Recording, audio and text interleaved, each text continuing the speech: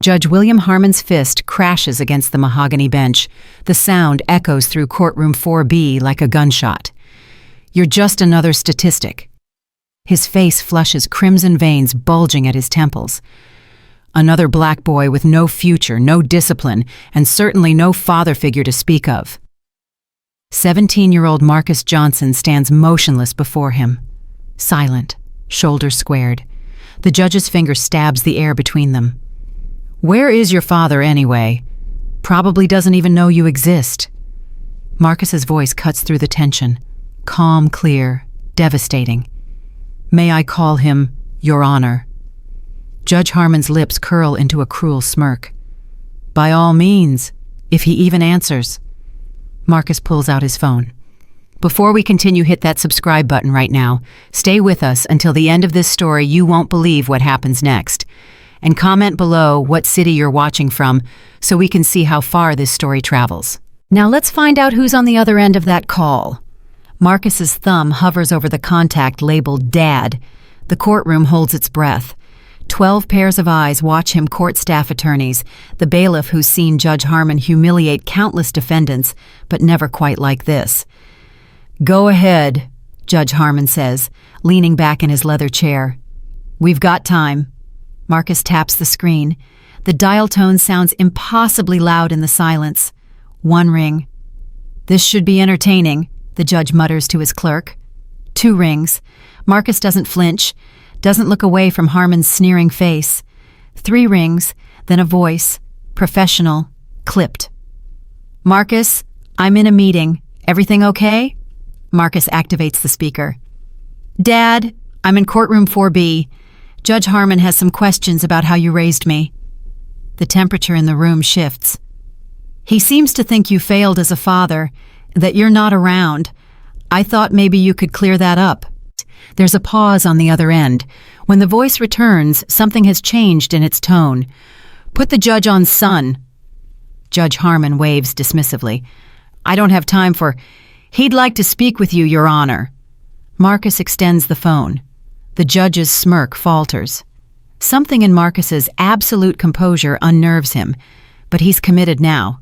He snatches the phone. "This is Judge William Harmon. Who am I speaking with?" The courtroom watches his face transform, red to white in 3 seconds. Yes, sir, I understand, but there's been a—" He stops, listens. His hand begins to shake.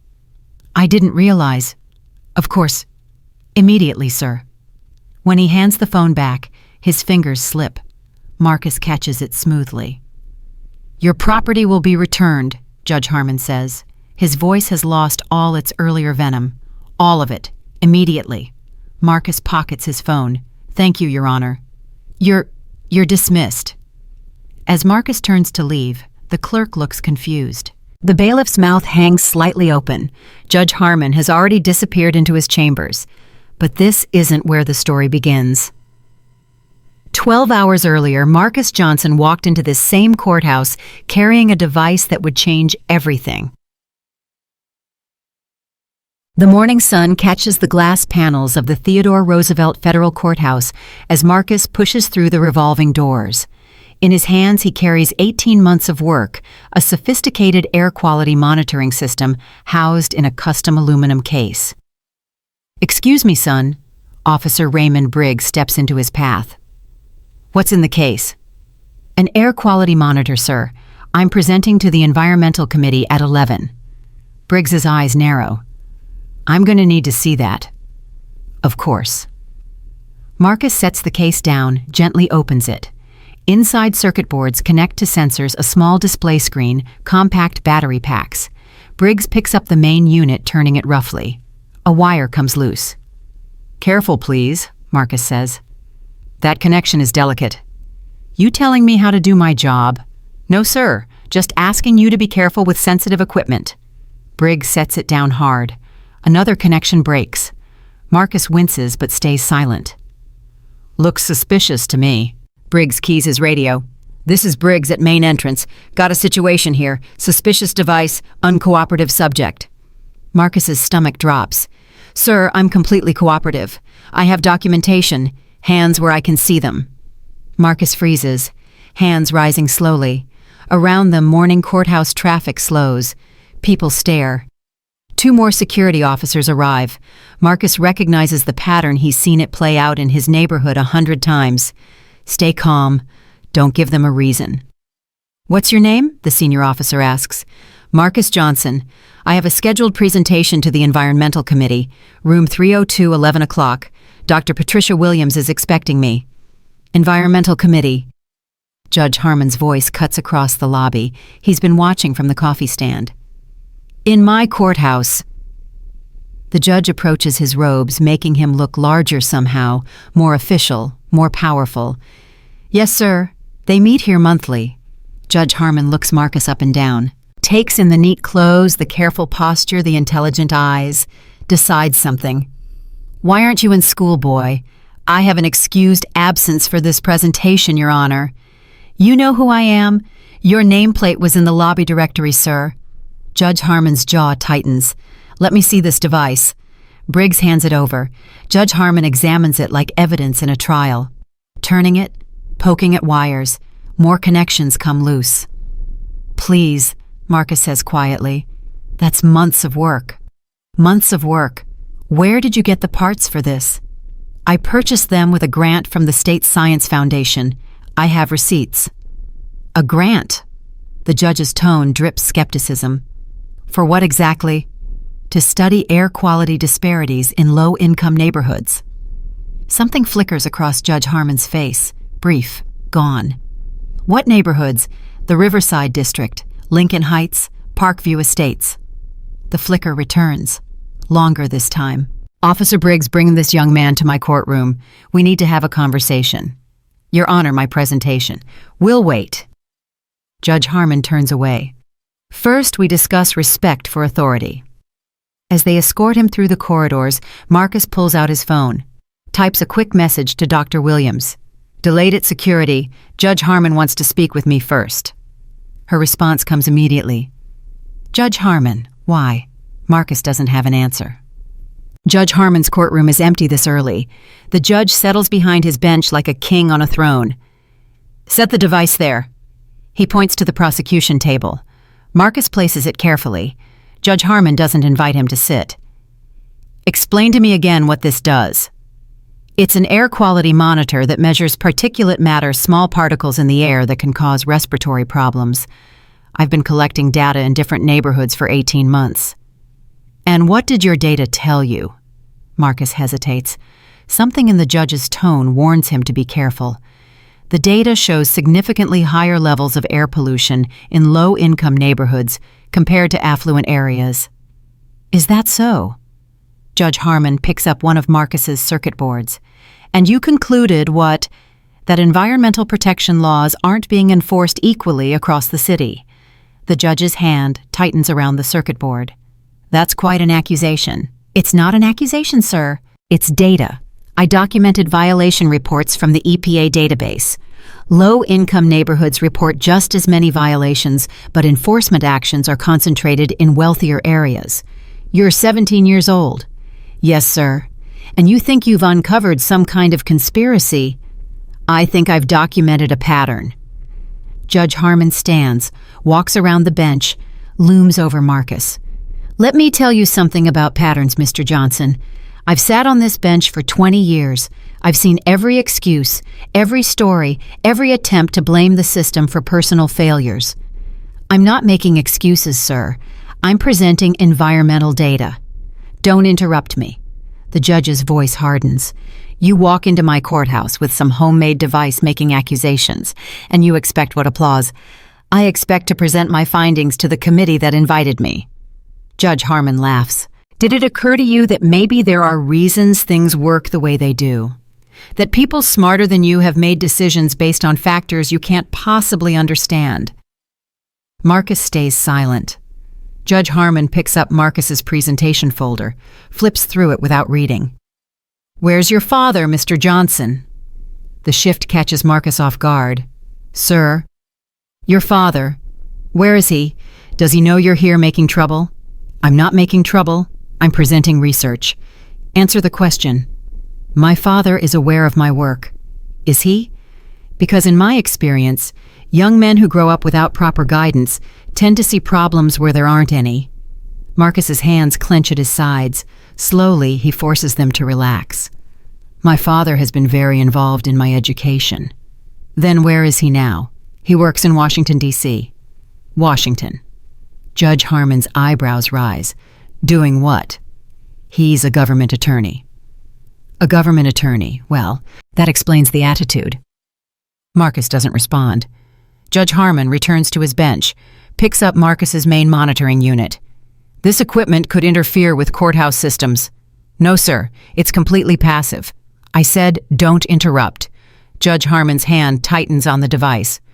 We'll need to hold this for security inspection. How long will that take? As long as it takes. Your Honor, my presentation is in 43 minutes. Then you should have arrived earlier. Should have gone through proper channels. I did go through proper channels. Dr. Williams submitted my credentials 3 weeks ago. Judge Harmon pulls up something on his computer, scrolls, frowns. I see a committee meeting scheduled. I don't see anything about student presentations. The agenda was sent to all committee members last week. Are you calling me a liar? No, sir. I'm saying the communication may not have reached you. May not have reached me, in my courthouse, where I've worked for 2 decades. He stands again, picks up Marcus's device. Let me be very clear, Mr. Johnson. This device stays here until our security team determines it's safe. You can wait in the hall until your committee meeting. If Dr. Williams confirms your story, you might get your property back. Eventually. Sir, that data is irreplaceable. Judge Harmon drops the device. Not throws it, drops it. The case hits the floor. Circuits snap. The display screen spiders with cracks. Oops. Judge Harmon doesn't look sorry. Guess you should have built it sturdier. Marcus stares at his broken work. Every weekend for 18 months. Every early morning checking sensors. Every late night analyzing data. Shattered on a courtroom floor. May I have a receipt for my property, Your Honor? The question surprises Harmon. A receipt. Yes, sir, for my records. Judge Harmon's eyes narrow. Getting legal advice somewhere, are we?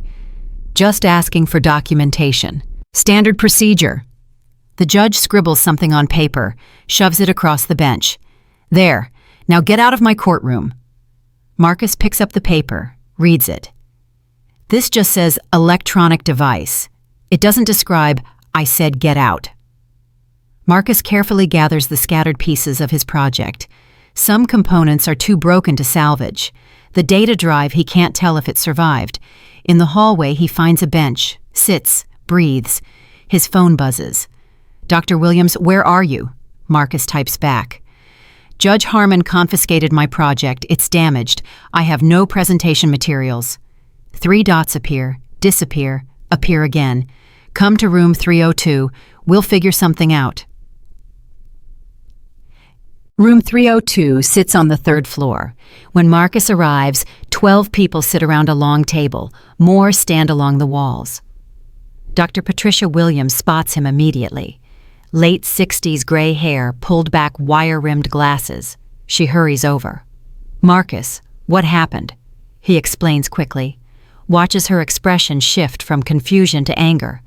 Judge Harmon had no right. He said it was a security concern. That's absurd. She glances at her watch. We start in 15 minutes. Can you present without your materials? Marcus looks at the broken pieces he's carrying. Yes, I can do it from memory. Are you sure? I've lived with this data for 18 months. I know every data point. Dr. Williams squeezes his shoulder. Then let's go talk to Judge Harmon. They return to his courtroom. Judge Harmon is on his phone, feet up on his desk. He sees them and deliberately takes his time ending the call. Judge Harmon.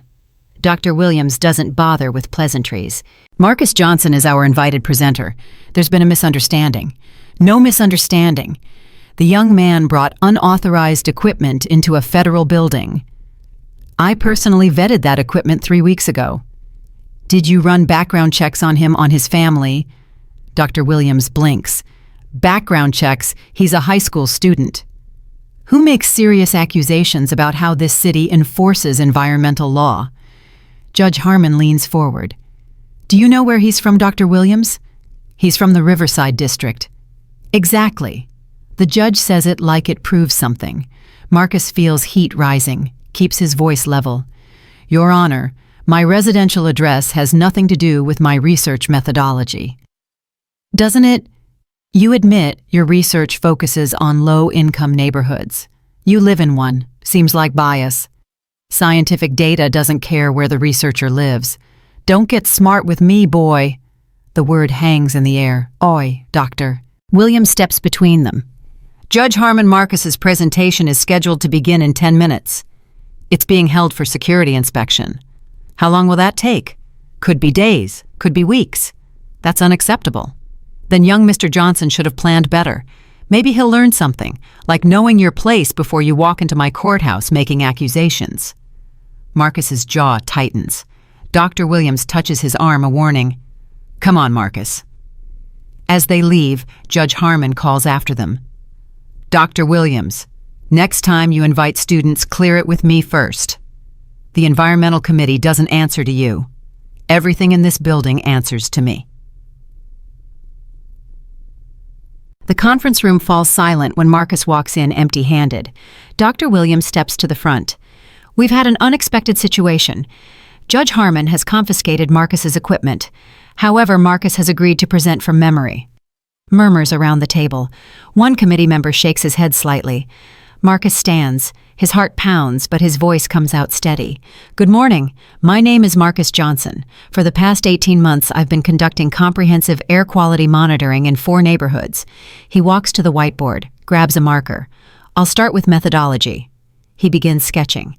I designed a system using particulate matter sensors calibrated to detect particles smaller than 2.5 micrometers. The sketches are crude but accurate. He draws sensor placement, explains calibration, describes his data collection schedule. I took readings every 6 hours for 18 months, over 4,000 individual measurements. A committee member leans forward. And your findings? Marcus draws a rough map, marks 4 neighborhoods, 2 low-income predominantly minority, 2 affluent predominantly white. All 4 have similar proximity to industrial zones. He fills in numbers from memory. The low-income neighborhoods showed particulate matter averaging 42 micrograms per cubic meter. The affluent neighborhoods averaged 14 micrograms. That's 3 times higher, someone says. Exactly, but here's where it gets interesting. Marcus draws another column. I cross-referenced my data with EPA violation reports. All 4 neighborhoods had similar numbers of reported violations. But enforcement actions in low-income areas, 12 citations in 18 months. Affluent areas, 68 citations in the same period.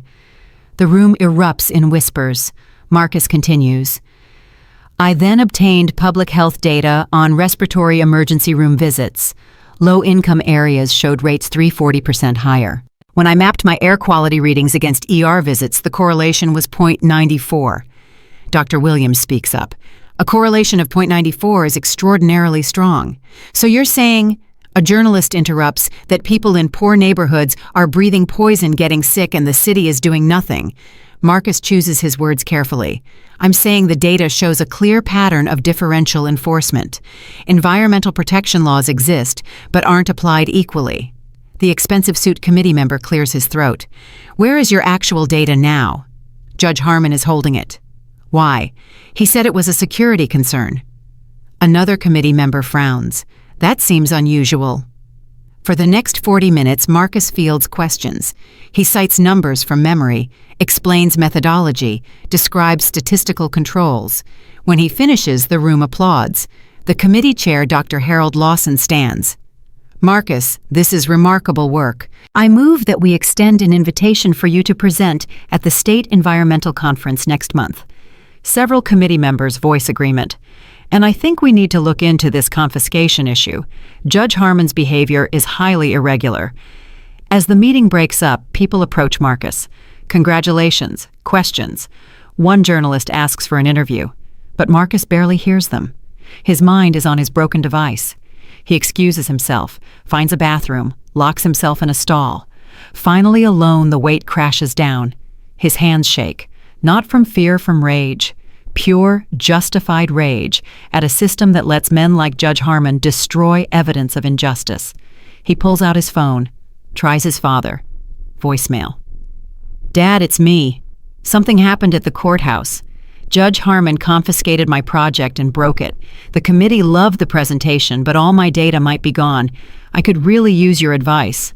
He hangs up, stares at his reflection. 17 years old, eyes that have seen too much already. His phone buzzes. Text from unknown number. Your project scheduled for disposal tomorrow morning. Security protocol. Sorry. Friend at courthouse. Marcus's heart stops. Disposal. Tomorrow. He tries calling his father again. Voicemail. He texts his Uncle James, his mother's brother, a civil rights attorney in Atlanta. Uncle James, need legal advice. Judge confiscated my research, destroying it tomorrow. Response comes immediately. What, call me now? Marcus steps out, finds a quiet corner, dials. Marcus? Uncle James's voice is sharp. Tell me everything. Marcus does. The whole story. That son of a... Uncle James stops himself. Okay, this is what we're going to do. What's that? 4 hours later, Marcus stands outside the courthouse as the sun sets. He's been here all afternoon trying every option. Filed a formal complaint, requested an emergency hearing, every door closed. Judge Harmon's orders became the refrain. Officer Briggs passes by, spots Marcus. Still here, kid. I need my property back before it's destroyed. Briggs sighs, looks around, lowers his voice. Look, off the record. Drop this. Judge Harmon doesn't forget. You're just making it worse. How can I make it worse? He's already destroying my research. Because he can make things difficult for you, your family, your future. He has connections. Marcus meets his eyes. So do I. Something in his tone makes Briggs pause, but then he shakes his head. I've got 3 years until retirement. I'm not risking my pension. It's not just a science project. It's evidence of environmental discrimination. Then take it up with the EPA, above my pay grade. Briggs walks away. Marcus pulls out his phone, tries his father one more time. Finally, it rings, instead of going straight to voicemail. Marcus? His father's voice sounds tired. Sorry, I've been in meetings all day. Just saw your messages. What's going on? Marcus explains. Everything. The words pour out. His father listens in silence. When Marcus finishes, there's a long pause. Dad, I'm here, just processing. Another pause. Marcus, I need you to do exactly what I say. Can you do that? Yes, sir. Go back to the courthouse tomorrow morning, 8 o'clock sharp. Bring all your documentation receipts, grant paperwork, everything proving you own that equipment. Dad, they won't listen. They will. Trust me. His father's voice carries absolute certainty. If Judge Harmon gives you any trouble, call me immediately. Put me on speaker. Will that help? Yes. Something in that single word makes Marcus stand straighter. Okay. 8 o'clock tomorrow. And Marcus, what you did today presenting from memory, staying calm, I'm proud of you. Marcus's throat tightens. Thanks, Dad. Get some rest. Tomorrow's going to be interesting. After they hang up, Marcus stares at his phone. His father sounded different. Not worried, not angry, focused, like a lawyer about to walk into court with a winning hand. That evening, Marcus sits at the kitchen table surrounded by paperwork. His mother, Angela Johnson, a middle school teacher, brings him dinner. Baby, maybe you should let this go. I can't, Mom. That judge could cause problems. He's already causing problems. For our whole neighborhood. Marcus spreads out a map. Look, our community has the worst air quality in the city. Kids at your school miss more days for asthma than anywhere else. Angela sits down, studies the map. This is really what your project showed. Just the beginning. His mother touches his face. You're 17. This isn't your burden. Then whose is it? She doesn't have an answer. Marcus's phone buzzes. Dr. Williams, committee voted. Full support for your research. We're filing formal complaints. Then another text. Uncle James, talk to some people. Your case is generating interest. Stay strong. Marcus shows his mother. See, people are paying attention. Angela Johnson looks at her son and sees his father in him. That same refusal to accept injustice. It terrifies her, but it also fills her with fierce pride. 8 o'clock tomorrow, she says. I'm coming with you. Marcus barely sleeps. At 3 a.m., he gives up, goes to his garage workshop, starts building a replacement from spare parts. He won't finish in time, but he needs to do something. His phone lights up. Text from his father. Still awake. Can't sleep. Me neither. Marcus, tomorrow might get intense. Whatever happens, stay calm. Let me handle Judge Harmon. How are you going to handle him from D.C.? You'd be surprised what I can do from D.C. Marcus stares at the text. His father works for the Department of Justice. Some kind of attorney. Marcus never paid much attention to the specifics. But that voice last night, that certainty, maybe there was more to it. At 7:30 a.m., Marcus and his mother arrive at the courthouse. She's dressed in her best professional outfit, armor disguised as business casual. They wait on the courthouse steps. At 7:52, Judge Harmon's black sedan pulls into his reserved spot. He sees them waiting. Surprise, irritation, something that might be respect, but probably isn't. Judge Harmon approaches. Mr. Johnson, persistent, aren't you? Yes, sir, I have documentation proving my ownership. Marcus holds out a folder. I'm requesting its immediate return. Harmon barely glances. File it with the clerk. Your Honor, security is scheduled to dispose of my property this morning. Not my department. He tries to walk past. Marcus steps sideways, not blocking, just remaining visible. Sir, I've documented everything. If my property is destroyed without due process, I'll be forced to escalate. Judge Harmon's eyes narrow. Are you threatening a federal judge? No, sir. I'm exercising my rights as a citizen. Angela touches Marcus's arm. A warning, but Marcus keeps his eyes locked on Judge Harmon. The judge steps closer. Let me make something very clear. You have no power here. I decide what happens in my courthouse. Me, not some high school kid with an attitude problem. The courthouse belongs to the people, Your Honor. Judge Harmon's face flushes. You need a lesson in respect.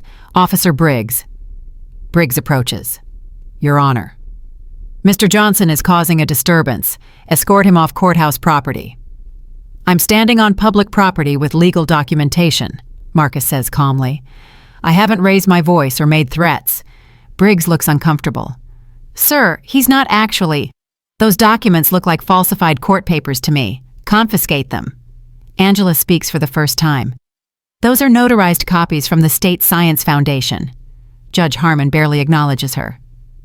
Ma'am, I suggest you control your son. My son is behaving respectfully and lawfully. Perhaps you could do the same. The judge's jaw drops slightly. Excuse me. Marcus puts a hand on his mother's arm. Mom, it's okay. But Angela Johnson has taught middle school for 20 years. A bully in a robe doesn't intimidate her.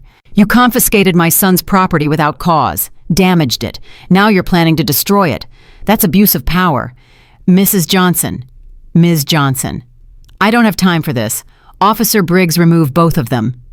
Actually, a new voice interrupts. They're well within their rights. Laura Chen walks up the steps.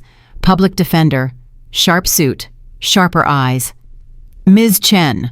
Judge Harmon's voice could freeze water. What brings you here? I'm representing Marcus Johnson regarding illegally confiscated property. The device was confiscated legally. Based on what probable cause? Security concerns. Specifically, Judge Harmon's face darkens. I don't answer to public defenders. No, but you answer to federal law, which requires specific articulable facts. Security concerns doesn't meet that standard. A courthouse administrator hurries out. Judge Harmon, you have a call. They say it's urgent. I'm busy. They were very insistent, sir. Judge Harmon glares at Marcus one more time. This isn't over. He stalks inside. Laura turns to Marcus and Angela. I got a call from Dr. Williams last night. How did you know we'd be here? Because I know that judge, and I know kids like you. She says it like a compliment. Come on, let's file a formal motion. As they head inside, Marcus checks his phone. Text from his father. How's it going? Marcus types back. Judge tried to have me removed. Public defender showed up. He got called for urgent phone call. Response comes immediately. Good. Stay with the attorney. Marcus frowns. Good. Why is it good that Judge Harmon got called away? Unless his father couldn't have. Could he? Inside, Laura Chen moves with purpose. They reach the clerk's office. Ms. Chen, early visit. Urgent motion. Emergency stay of property disposal. The clerk's eyebrows rise. The kid from yesterday. His name is Marcus Johnson and he has rights. The clerk slides paperwork under the glass. Fill these out. But between you and me, Judge Harmon doesn't lose.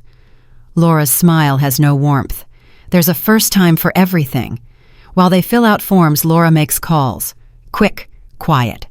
Who are you calling? Marcus asks. Friends, people who care about judicial overreach. At 9:15, a security officer approaches. Different from yesterday, younger, nervous. Marcus Johnson, yes. There's been a change. Your property is being moved to evidence holding instead of disposal. Marcus exhales. So it's not being destroyed. Not today, but it's still confiscated. Laura steps forward. On what grounds? I just follow orders, ma'am. After he leaves, Laura turns to Marcus. That's progress. They could still destroy it tomorrow. Then we fight again tomorrow. Angela checks her watch. I need to call my school. While she steps away, Laura studies Marcus. Dr. Williams told me about your research. Marcus nods. You know the history of those neighborhoods? Marcus shakes his head. Laura pulls out her phone, shows him a map. These neighborhoods are part of Senator Richard Whitfield's development district. He's been buying property there for 20 years. I don't understand. Property is cheap because of environmental issues. Whitfield buys cheap weights for cleanup cells for profit. Marcus's mind races. But the city isn't cleaning it up.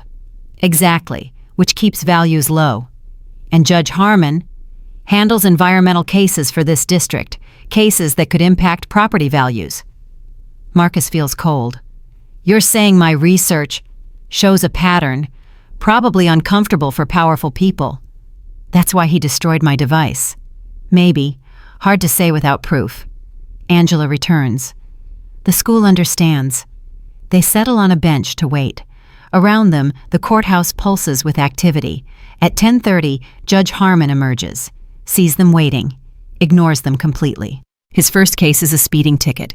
He's almost pleasant to the defendant, a white woman in expensive clothes.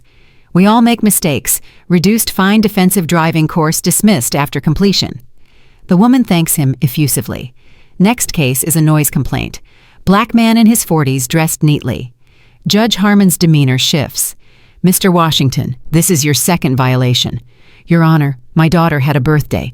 I don't want excuses. Maximum fine, probation, one more violation and we're looking at jail time. The man's shoulders sag. Marcus watches the pattern. Laura watches Marcus watching. You see it, she whispers. Marcus nods.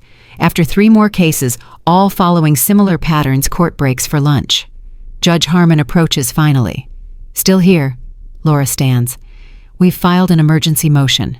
Denied. You haven't read it. Don't need to. Not without specific justification. Judge Harmon's voice drops. Ms. Chen, you're a public defender. You have no business in civil disputes, which suggests someone is organizing resistance. Now, who might that be? Laura doesn't flinch. I'm here because constitutional rights are being violated. Rights. Judge Harmon almost spits it. Everyone thinks they have rights. He turns to Marcus. Last chance. Apologize. Acknowledge you overstepped. Promise to stay away. Do that, and maybe I'll return some of your property. Marcus looks at his mother. She gives the smallest shake of her head. He looks back at Judge Harmon. No, sir. No. I wasn't disrespectful. I didn't overstep. Judge Harmon's face goes through shades of red. Then enjoy watching your work become landfill. He disappears into his chambers. Marcus's phone buzzes. His father. Still okay. Marcus. Judge denied motion. Won't return property. Response takes longer. When it comes, call me. Marcus steps into the hallway. Dials. Dad, I think I'm losing everything. No, you're not. Marcus, listen carefully. I need you to go back to Judge Harmon. Tell him you want to make a statement. What kind of statement? Whatever he wants to hear. Get him to meet you in his chambers. Dad, I can't. You can, because I'm getting on a plane right now. I'll be there by tonight, but I need you to keep that equipment from being destroyed for 8 hours. Marcus's mind spins. You're coming here? Yes. But your meetings got rescheduled. Marcus, trust me. 8 hours. Whatever it takes. Okay. And Marcus, when you're in his chambers, I need you to tell him your father would like to speak with him. He won't care. He knows you're a government attorney. Just tell him, and put me on speaker. Marcus doesn't understand, but he trusts his father. Okay? After hanging up, he returns to his mother and Laura. We need to talk to Judge Harmon again. I need to get into his chambers. Laura frowns. Why? Because my dad asked me to. Angela studies her son's face, sees something that reminds her of every midnight phone call her husband takes. Your father has a plan, she says. I think so. Then we trust it. At 1:30 p.m., after Judge Harmon finishes his docket, Marcus approaches. Your Honor, may I speak with you privately? Judge Harmon looks surprised, then suspicious. About what? A resolution, the judge considers. Waves to his bailiff. 5 minutes. His office is dark wood, leather furniture, law books that probably haven't been opened in years. Judge Harmon sits behind his desk, doesn't invite Marcus to sit. Well, Marcus takes a breath. Your Honor, I think we got off on the wrong foot. Is that so? I should have been more aware of protocols. Should have contacted your office directly. Judge Harmon leans back. Continue. I'd like to request that you return my property. In exchange, I'll write a formal letter acknowledging my mistakes. It makes Marcus sick to say it. Judge Harmon studies him, looking for the trap. You're willing to admit you were wrong. I'm willing to acknowledge I could have handled things better. Not the same thing. It's the best I can offer, sir. Judge Harmon almost smiles. You've got spine, kid. Wrong-headed, but spine. He pulls out a form, starts writing. Here's what's going to happen. You'll write that letter. Humble, respectful. You'll also agree not to present your research publicly until it's been reviewed by the city's environmental office. The city's office, Your Honor. Those are the terms. Marcus's hands clench. The city's office reports to the mayor, who's close friends with Senator Whitfield. His research would disappear. But 8 hours, he needs 8 hours. May I think about it? You have until 5 p.m. Your Honor, before I decide, my father would like to speak with you. Judge Harmon laughs. Your father, the government attorney. Yes, sir. Mr. Johnson, I've dealt with government attorneys for 20 years. He just wants to talk. Fine, put him on. Marcus pulls out his phone, activates speaker. Dad, Judge Harmon has agreed to speak with you. Thank you, Marcus. Your Honor, this is Robert Johnson. Judge Harmon's expression is condescending. Mr. Johnson, your son has gotten himself into quite a situation. I understand. Judge Harmon, may I ask what district you preside over? The Northern District. Why? And how long have you served? 20 years. Mr. Johnson, I don't have time for small talk. Just a few more questions. Do you recall a case from 2018 Riverside Community Coalition versus Premier Development? Judge Harmon's face changes. What about it? You dismissed that case. Environmental violations, contaminated groundwater. The evidence was insufficient. Or because Premier Development is owned by Senator Whitfield. The temperature drops. Mr. Johnson, that's a serious accusation. It's a question, like this. Do you recall how many phone calls you received from the senator's office before that dismissal? Judge Harmon's hand tightens. Who the hell are you? I told you, I'm Robert Johnson. Government attorneys don't have access to judicial phone records. You're right, they don't. A pause. But the Attorney General of the United States does. The words hang like smoke. Marcus watches Judge Harmon's face drain of color. That's not... Your Honor. I'm going to be in your courthouse tomorrow morning at 9 a.m. I'd like to meet with you personally to discuss your treatment of my son and the apparent pattern of judicial misconduct. Please clear your docket. Judge Harmon finds his voice. This is a threat. No, sir, it's a courtesy. I could have sent FBI agents. Would you prefer that? Silence. Your Honor, I'll see you tomorrow, 9 o'clock, and Judge Harmon Marcus's property will be returned immediately. All of it, in working condition. Do we understand each other? Judge Harmon looks at Marcus like seeing him for the first time. Yes, sir. Good. Marcus, I'll call when I land. I'm proud of you, son. The call ends. Judge Harmon and Marcus stare at each other. Your father is the Attorney General. Yes, sir. The United States Attorney General. Yes, sir. Judge Harmon sinks into his chair. Officer Briggs. His voice cracks. Get in here. Briggs appears. Mr. Johnson's property. Return it. All of it. Now. Sir, you said... I don't care what I said. Return it immediately. Briggs looks confused but nods. Marcus stands perfectly still. Judge Harmon won't meet his eyes. Is there anything else, Your Honor? Get out. Marcus turns to leave. Wait. Judge Harmon's voice is hollow. Tomorrow, when your father gets here, what's he going to do? Marcus looks back at the man who humiliated him. I think he's going to ask you about justice, about equal protection, about whether power gives you the right to crush people who can't fight back.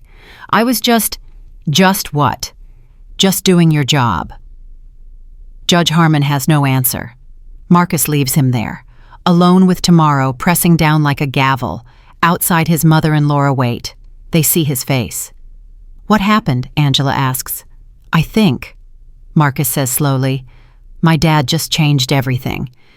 Officer Briggs returns 20 minutes later, carrying Marcus's equipment in a plastic bin. His face is pale, movements careful, like he's handling evidence in a murder trial. Everything's here, Briggs says quietly. Judge's orders were very specific, very immediate. Marcus takes the bin. His hands shake slightly as he opens it. The main monitoring unit still shows damage from yesterday's drop, but the data drive, the critical component, sits intact in its protective case. I need to test it, Marcus says. Make sure the data survived. Briggs nods. Conference room down the hall is empty. Take your time. Why are you being helpful now? Briggs glances around, lowers his voice. Because I just got a call from my supervisor, who got a call from the courthouse administrator, who got a call from someone in Washington. The message was clear: cooperate fully with Marcus Johnson and his family. Who called from Washington? They didn't say, didn't need to. Briggs meets Marcus's eyes. Kid, I'm sorry. For all of it, I should have pushed back yesterday. Marcus wants to say it's fine, wants to be gracious. But Officer Briggs stood by while Judge Harmon destroyed his work, and sorry doesn't rebuild 18 months of research. Thank you for returning my property, Marcus says instead, polite, distant. Briggs nods and walks away, shoulders hunched, like a man who knows he failed a test he didn't realize he was taking. Angela touches Marcus's arm. Let's check your data. They find the empty conference room. Marcus sets up his laptop, connects the data drive. His fingers move quickly across the keyboard while his mother and Laura Chen watch in silence. The screen fills with files, folder after folder. 18 months of measurements, 4,000 data points, statistical analyses, correlation matrices. It's all here, Marcus's voice cracks slightly. Every single bit. Angela exhales a breath she didn't know she was holding. Thank God. Laura leans over his shoulder. Can you show me the neighborhood maps again? Marcus pulls up the pollution overlays. Red zones bleeding across Riverside and Lincoln Heights. Green zones protecting Parkview and Willow Ridge. Laura sets her phone beside the laptop. On her screen, a property ownership map glows with highlighted parcels. Look at this. She traces a finger across both screens. Every red zone on your map corresponds to properties owned by Whitfield Development Corporation or its subsidiaries. Marcus zooms in. The correlation is perfect, almost too perfect. That's not coincidence, Angela says. No. Laura's voice is grim. That's coordination. Marcus pulls up another file. I documented every EPA violation report for the past 3 years. Watch what happens when I add Judge Harmon's case rulings. He overlays the data. Violations in red zones dismissed 87% of the time. Violations in green zones prosecuted 92% of the time. Sweet Jesus, Laura whispers. Marcus's phone rings. His father. Dad, I've got the data. All of it survived. Thank God. Marcus, I need you to send everything to an encrypted email address right now. Why the rush? Because Judge Harmon is probably calling every lawyer he knows at this exact moment. I need your data secured before anyone tries to challenge its authenticity. Marcus's stomach drops. Can they do that? They'll try. That's why we move fast. Robert rattles off an email address with multiple security protocols. Send everything, then make 3 backup copies. Give one to Dr. Williams, one to Ms. Chen, keep one yourself. Dad, what's happening? Justice. Finally. His father's voice carries steel underneath the calm. Marcus, what you've documented isn't just environmental violations. It's systematic corruption. Judge Harmon has been enabling Senator Whitfield's property scheme for years. Your air quality data proves it. Marcus looks at the maps on his screen. 18 months of weekend mornings placing sensors. 18 months of data collection he thought might help his neighborhood breathe easier. He never imagined he'd expose a federal judge. How did you know? Marcus asks. About Judge Harmon and Senator Whitfield. The Justice Department has been investigating Whitfield for 2 years. Real estate fraud, environmental crimes, political corruption. But we couldn't connect the dots. We had financial records showing suspicious property transactions. We had testimony about selective enforcement. We couldn't prove causation. Robert pauses. Then my 17-year-old son built an air quality monitor and documented the exact pattern we suspected but couldn't prove. So all of this, your project gave us the physical evidence we needed. Environmental data doesn't lie. It can't be explained away as coincidence or differences in enforcement philosophy. You mapped the crime scene, Marcus. Angela leans closer to the phone. Robert, what happens to Marcus now? If this becomes a federal case, he'll be protected. I promise you that, Angela. But yes, this is going to be big. National news big. Are you ready for that, son? Marcus thinks about his classmates who wheeze through gym class, about the community health clinic that's always full of kids with inhalers, about Judge Harmon's sneer when he said, "Know your place." Yes, sir, I'm ready. Good. I land in 4 hours. Stay with Ms. Chen. Don't talk to any reporters yet. And Marcus, what you did today, standing up to a federal judge without backing down, that took real courage. After the call ends, Marcus starts the file upload. The progress bar crawls across the screen while Laura makes calls and Angela paces the conference room like a caged tiger. My baby is taking down a federal judge, Angela mutters. This is not how I thought today would go. Mom, I'm proud of you. Terrified, but proud. She stops pacing. Your father never told us exactly what he does in Washington. I knew he worked for justice, but Attorney General. When did that happen? Marcus pulls up a news article on his phone. He was appointed 14 months ago. He said he wanted to keep it quiet so I could have a normal senior year. Angela laughs, high and slightly hysterical. A normal senior year, while living in the most polluted neighborhood in the city conducting research that exposes judicial corruption and having the U.S. Attorney General as your father. Very normal. Laura ends her call. Dr. Williams is coming here. She wants to secure a copy of the data. Who else did you call? Friends at the ACLU, Environmental Protection Network, Civil Rights Division. By tomorrow morning, Judge Harmon is going to have more lawyers asking questions than he has answers. Marcus watches the upload progress. 67% complete. His data, his proof flowing through encrypted channels to the Justice Department. A knock at the door makes all 3 of them jump. Dr. Williams enters, followed by 2 people Marcus doesn't recognize. A middle-aged black woman in a sharp suit and a younger white man carrying a briefcase. Marcus, this is Sharon Okafor from the EPA's Environmental Justice Office and Martin Reed from Civil Rights Division. Dr. Williams' voice is tight with controlled excitement. They flew in this morning after hearing about your case. Sharon Okafor extends her hand. Mr. Johnson, we've been reviewing your preliminary findings. This is extraordinary work. Thank you, ma'am. I understand Judge Harmon attempted to destroy your research. Yes, ma'am. He confiscated my equipment yesterday and scheduled it for disposal this morning. Martin Reed pulls out a legal pad. Walk me through exactly what happened. Every detail. For the next 30 minutes, Marcus recounts the entire story. Sharon and Martin take notes, occasionally stopping him to clarify details. Laura Chen adds legal context. Angela fills in gaps about the neighborhood's health issues. When Marcus finishes, Sharon sits back. This is the most comprehensive community-level environmental documentation I've seen in 20 years at EPA. Most environmental justice cases rely on anecdotal evidence and broad statistical analyses. You've created a granular longitudinal study with correlation to health outcomes. I just wanted to help my neighborhood. You've done more than that. You've created a blueprint for proving environmental racism. Sharon pulls out her phone. I'm calling headquarters. We need to fast-track enforcement actions in those red zones. Martin turns to Laura. Ms. Chen, you mentioned Judge Harmon has a pattern of dismissing environmental cases in low-income neighborhoods. 17 cases in 3 years, 15 dismissed or penalties reduced. I'll need copies of those case files. Already requested them. Laura slides a folder across the table. I figured someone would ask.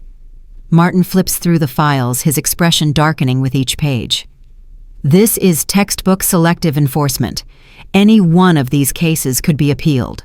All of them together. He looks up. This is a civil rights violation. Dr. Williams clears her throat. What happens to Marcus? If this becomes a federal investigation, he'll be a key witness, Martin says bluntly, which means protection, security if necessary, definitely media attention. Angela stands abruptly. He's 17 years old. He's supposed to be worried about college applications and prom dates, not testifying against federal judges. Ms. Johnson, I understand your concern, but your son has documented evidence of systematic corruption, evidence that could help hundreds of families living in environmental danger. We can't ignore that. I'm not asking you to ignore it. I'm asking you to protect my child. Sharon speaks gently. We will. I promise you that.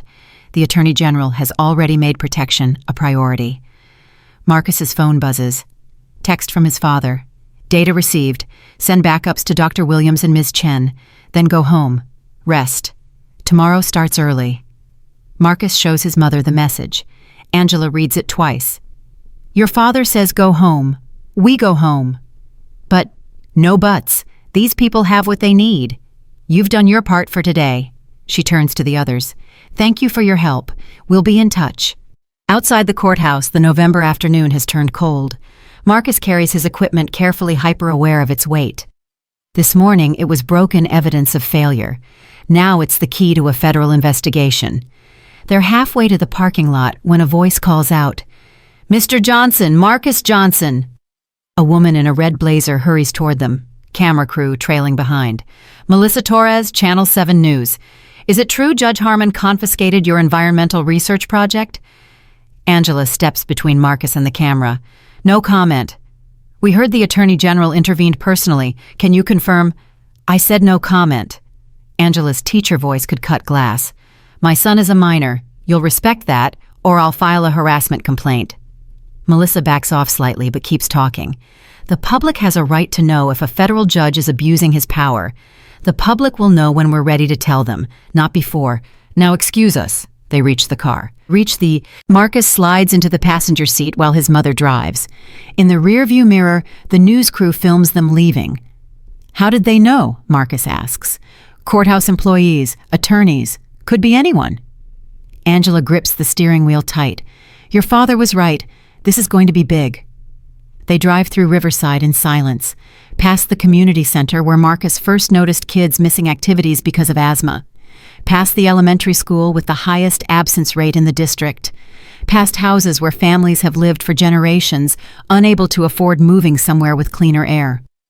Marcus's phone won't stop buzzing. Texts from classmates who saw the news van, messages from teachers asking if he's okay, 3 missed calls from the school principal, and 1 text from a number he doesn't recognize. "Proud of you, son. You stood your ground. Uncle James." Angela pulls into their driveway. Their house is small, well-maintained, filled with the kind of careful pride that comes from making a home in a neighborhood the city forgot. "I'm going to make dinner," Angela says. "You're going to do homework like a normal teenager. Tomorrow can wait until tomorrow." But tomorrow won't wait. Marcus knows that. Inside, he sets his equipment on the kitchen table. Angela moves around him, pulling out pots and ingredients, creating normalcy through the ritual of cooking. Marcus opens his laptop, starts organizing his data into a presentation format. If he's going to be a witness in a federal investigation, he needs to be ready. His phone rings, a number with a Washington area code. "Hello, Marcus Johnson." A woman's voice, professional, urgent.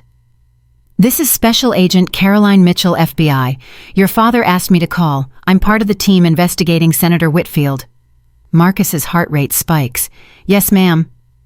"We've received your data. I need to ask you some questions about your methodology. Make sure we understand exactly what we're looking at." For the next hour, Marcus walks Agent Mitchell through every aspect of his research: how he calibrated the sensors, where he placed them, how often he collected data, what statistical methods he used to analyze it. "You did all this yourself." Agent Mitchell sounds incredulous. "No professional assistance." Dr. Williams advised on methodology, but I designed the system, collected the data, ran the analyses. It was my project. "Mr. Johnson, your project is about to become evidence in a federal racketeering case.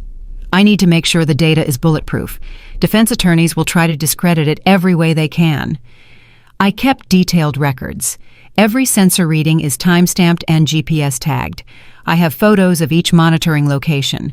My statistical methods are standard environmental science protocols." "Good. That's very good." Agent Mitchell pauses.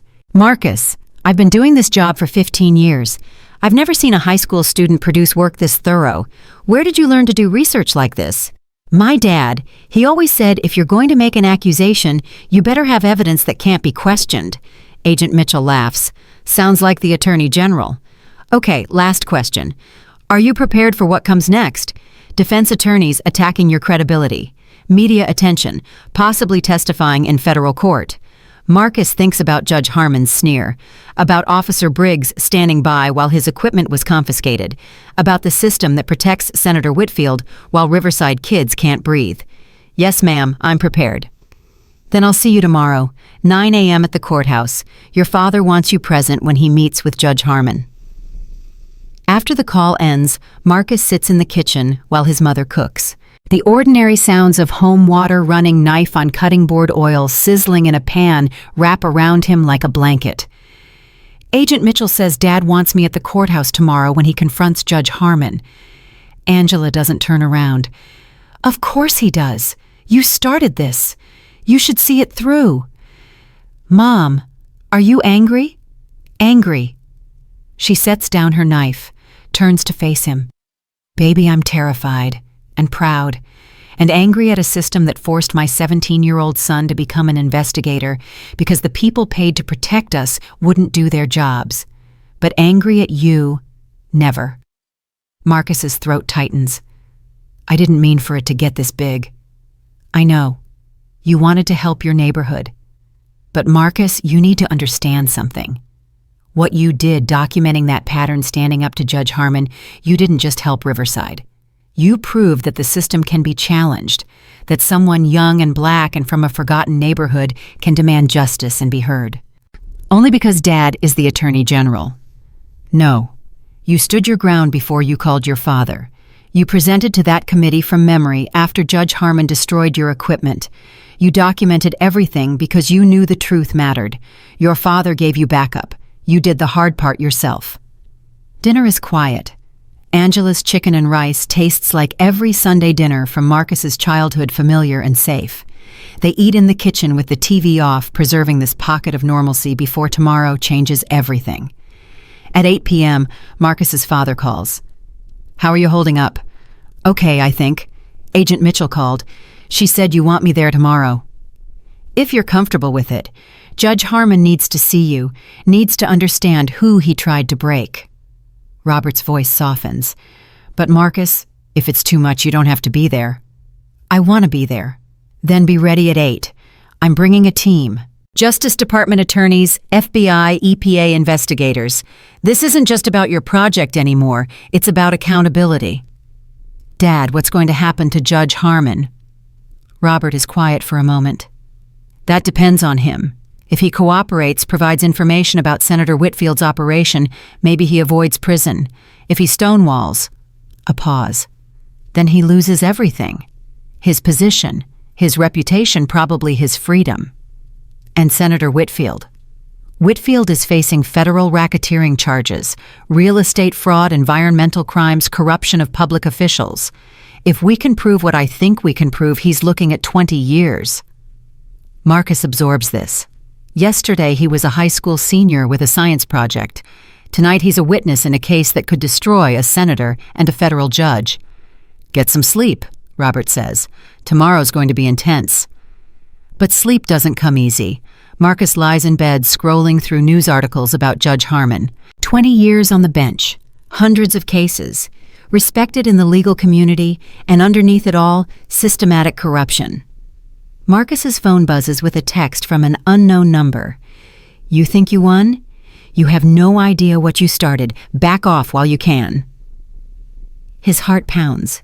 He screenshots the message, forwards it to his father and Agent Mitchell. His father calls back immediately. I saw the text. Don't respond. Don't engage. Forward any threats directly to Agent Mitchell. Should I be worried? You're safe. We've already assigned protection. There's an agent parked outside your house right now. You won't see him, but he's there. Marcus goes to his window, peers through the curtains. A dark sedan sits 3 houses down, interior shadowed. I see the car. Good. Marcus, this happens in cases like this. People get desperate. They make threats trying to scare witnesses into silence. It won't work. After hanging up, Marcus lies back down, stares at the ceiling, thinks about tomorrow. His phone buzzes again, another unknown number. He tenses, expecting another threat. Instead, you're a hero. What you're doing matters. A Riverside neighbor. Then another, thank you for standing up for us. Lincoln Heights mom. And another, my daughter has asthma. Thank you for fighting. Anonymous. The messages keep coming. Neighbors, community members, people he's never met who live in the red zones his data exposed. Marcus reads every message. Saves them. These are the people he's fighting for. The families breathing poison while the city looks away. The kids missing school because their lungs can't handle the air outside. Judge Harmon tried to silence him to protect Senator Whitfield's profits. These messages remind him why staying silent was never an option. At midnight, Marcus finally sleeps. His dreams are full of courtrooms and data maps and the sound of Judge Harmon's gavel crashing down.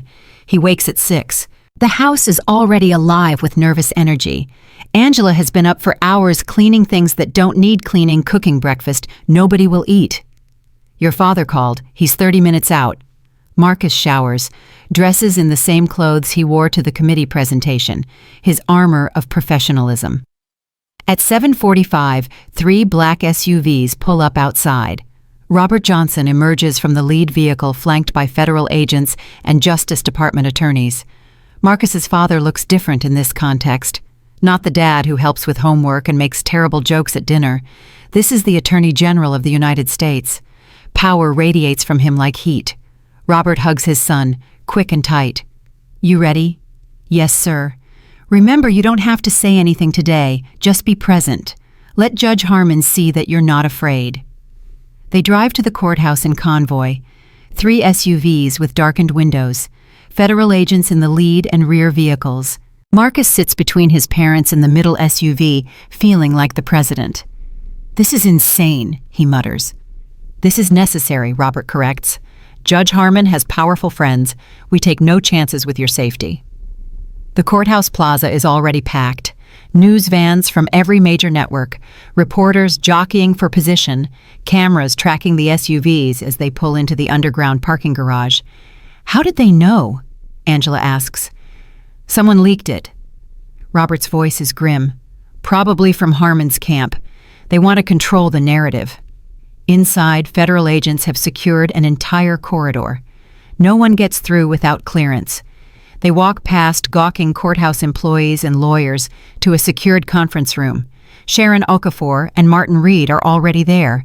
So is Laura Chen, and Dr. Williams, and Agent Mitchell, and 6 other people Marcus doesn't recognize. Marcus Johnson, meet your team. Robert makes introductions. Deputy Attorney General, EPA Director, Civil Rights Division Chief, FBI Special Agent in charge. The weight of their attention is crushing. Mr. Johnson, the EPA Director says, your research is remarkable. We're using it as the basis for enforcement actions in 12 cities nationwide. Marcus can barely process this. 12 cities. Your methodology can be replicated anywhere. We're deploying monitoring systems based on your design in every major metropolitan area with documented environmental justice concerns. Sharon adds, you've essentially created a new standard for proving discriminatory enforcement. This is going to change environmental law. I just wanted to help my neighborhood, Marcus says again. It's becoming his mantra. You did, Robert says quietly. And about 1 million other people in neighborhoods just like yours. At 8:55, Robert checks his watch. Time. Let's go meet Judge Harmon. They walk through the secured corridor to Judge Harmon's chambers. 2 FBI agents stand outside his door. They nod to Robert and step aside. Robert knocks, waits, knocks again. Come in. Judge Harmon's voice is barely audible. They enter. Judge Harmon sits behind his desk, looking 10 years older than yesterday. His attorney, an expensive suit with worried eyes, sits beside him. Judge Harmon sees Marcus and flinches. Mr. Attorney General. He doesn't stand. Can't seem to make his legs work. Thank you for coming. Judge Harmon. Robert's voice is ice. I believe you know my son Marcus. The judge won't meet Marcus's eyes. Yes. Marcus, would you like to tell Judge Harmon how his actions affected you? Marcus wasn't expecting this. He looks at his father, who nods encouragement. Your Honor, when you confiscated my project, you didn't just take a device. You tried to silence 18 months of work documenting environmental injustice. You tried to destroy evidence that people in my neighborhood are being poisoned while wealthier communities get protection. Judge Harmon's lawyer starts to object. Robert silences him with a look. Marcus continues, you broke my equipment, humiliated me in your courtroom, told me to know my place. You thought because I'm 17 and black and from Riverside you could crush me without consequences. Mr. Johnson, I apologize. I'm not finished. Marcus's voice stays steady. You were wrong, not because my father is the Attorney General, because what you did was illegal and immoral, and because I documented everything. Silence fills the chambers. Robert opens a briefcase, removes a thick folder.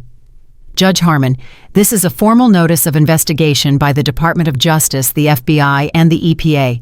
You are being investigated for systematic civil rights violations, corruption of judicial proceedings, conspiracy to commit real estate fraud, and obstruction of environmental enforcement. The judge's lawyer interrupts. My client has rights. Your client abused his authority to enable criminal enterprise. Robert's voice could freeze blood.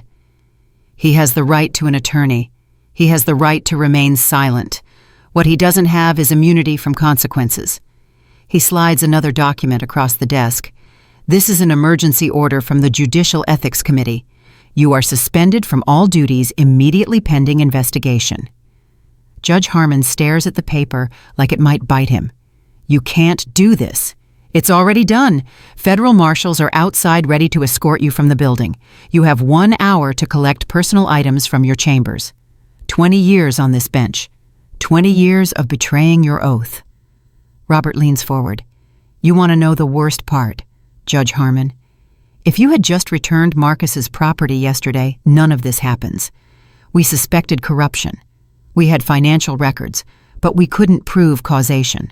Then you confiscated the one piece of evidence that connects environmental violations to property values to your judicial rulings. You literally handed us the case. Judge Harmon's face goes gray. His lawyer clears his throat. What are you offering? Full cooperation. Every case involving Senator Whitfield, every phone call, every meeting, every quid pro quo. You give us everything we recommend, reduced charges. And if he doesn't cooperate, then he faces every charge, and discovery will be very public, very thorough. Every case he's ever ruled on will be reviewed. Every defendant he sent to prison while letting wealthy criminals walk free will have grounds for appeal. Robert stands. Your call, Judge Harmon, but decide fast. This offer expires in 24 hours. They leave the chambers. In the hallway, Marcus realizes his hands are shaking.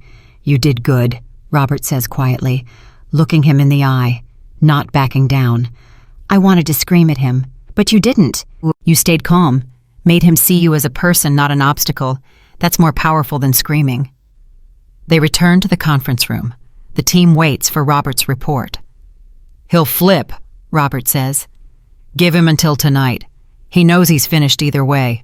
Cooperation is his only path to anything less than total destruction. Agent Mitchell checks her phone. Senator Whitfield just announced an emergency press conference, 2 p.m. today. Let him talk. Robert smiles without warmth. We've got 18 months of environmental data, 3 years of suspicious property transactions, and about to have a federal judge's testimony. Whitfield can say whatever he wants. The evidence doesn't care. Sharon pulls up a map on her laptop. I've fast-tracked enforcement actions in all of Marcus's red zones. EPA teams deploy tomorrow. We're testing soil, water, air. Every violation gets immediate citation. How long until properties are safe? Marcus asks. Full remediation, 2 to 3 years, but immediate violations get addressed in weeks. Illegal emissions stopped, contaminated soil removed, clean air standards enforced. 2 to 3 years.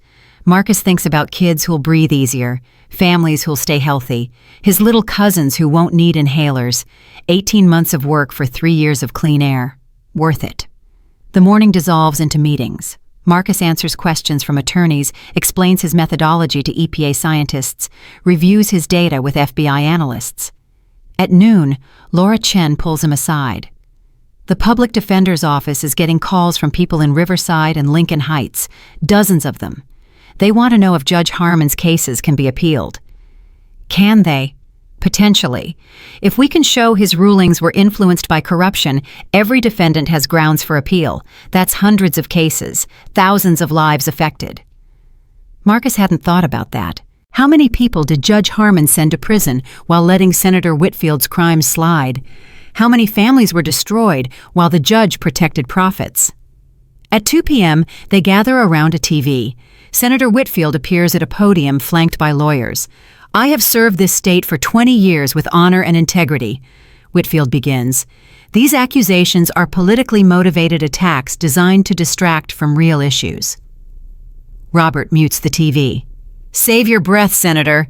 We've got you. Marcus's phone explodes with texts. Classmates sharing the news. Teachers asking if he's okay. Friends from Riverside saying they're proud. And one text from Judge Harmon's clerk. Thank you. He needed to be stopped. Anonymous courthouse employee. At 5 p.m., Judge Harmon's attorney calls. My client is prepared to cooperate fully. Robert listens, nods, hangs up. Harmon's giving us everything. Phone records, meeting notes, financial arrangements, everything. The room erupts in subdued celebration. Professional, controlled, but victorious. Marcus feels numb. It's over. Actually over. Not quite over, Robert says, reading his son's face. This is just the beginning. Trials, testimony, appeals. This case will take years. But we won. Today we won. Tomorrow we keep fighting. Robert puts his arm around Marcus. But yes, son, today we won. They drive home through rush hour traffic. Marcus watches Riverside pass outside the window. Same houses, same streets.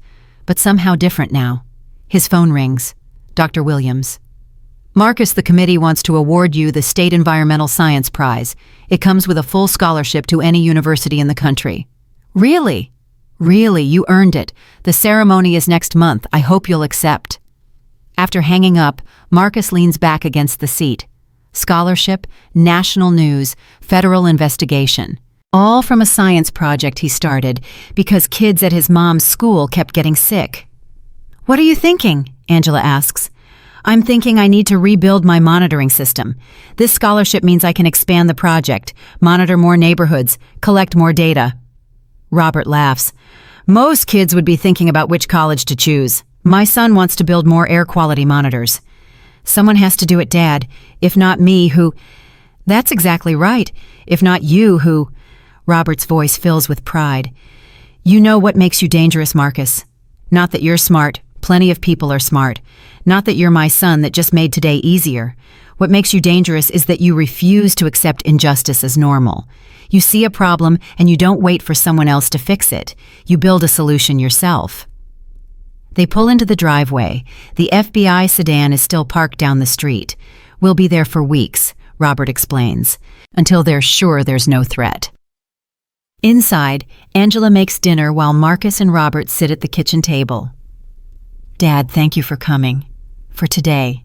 For everything." "Marcus, I would burn down my career to protect you. Coming to help was the easy part." Robert takes his son's hand. "But here's the thing. You didn't actually need me to protect you. You protected yourself. You documented everything, stayed calm under pressure, made yourself impossible to dismiss. I just provided backup. Still, thank you." They eat dinner as a family. The TV stays off. No news, no case discussion, just normal conversation about Angela's students and Robert's flight and what Marcus wants to study in college. At 9 p.m., Marcus's phone buzzes with a news alert. Federal Judge William Harmon suspended pending corruption investigation. Attorney General cites environmental justice violations. Then another, Senator Whitfield under federal investigation. High school students research key to case. His phone starts ringing. Reporters. He silences it. "They'll want interviews," Robert says. "You don't have to give them, but if you decide to, we'll help you prepare." "I want to tell the story, but my way, when I'm ready." "Fair enough." That night, Marcus lies in bed reading messages from Riverside neighbors, people thanking him, sharing their own stories of health problems and ignored complaints. One message stands out. "My son has asthma, he's 8. Last month I thought we'd lose him.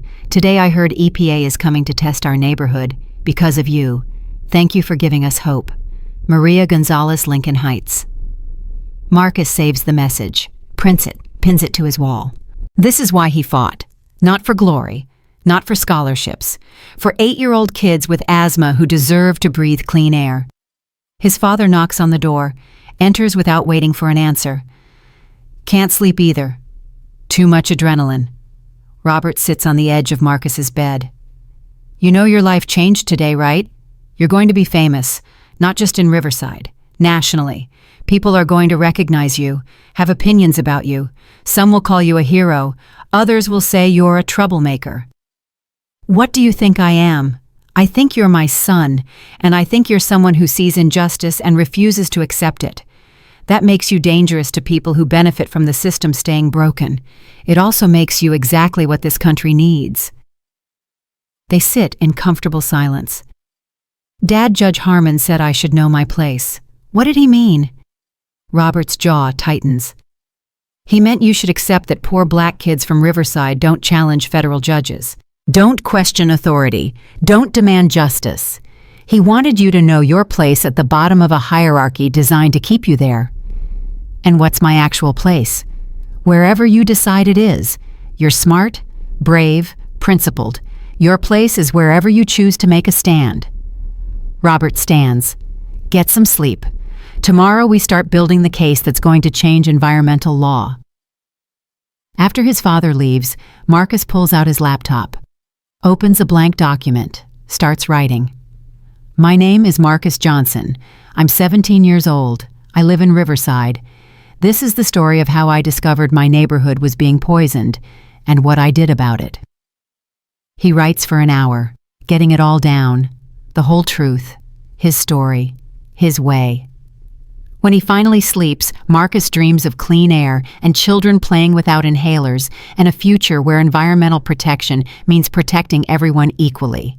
And he dreams of Judge Harmon's face when he realized a 17-year-old kid from Riverside had documented his crimes and refused to back down. Tomorrow, the real work begins. Trials, testimony, rebuilding the system brick by brick. But tonight, Marcus sleeps the sleep of someone who knows he changed the world. Just a little bit. Just enough to matter. Marcus wakes to his phone vibrating like a jackhammer. 6:47 a.m., 43 missed calls, 68 text messages. His inbox drowning in interview requests from networks he's only seen on TV. "Marcus," Angela's voice carries from downstairs. "Channel 7 is parked outside our house." He goes to the window. Sure enough, a news van sits at the curb.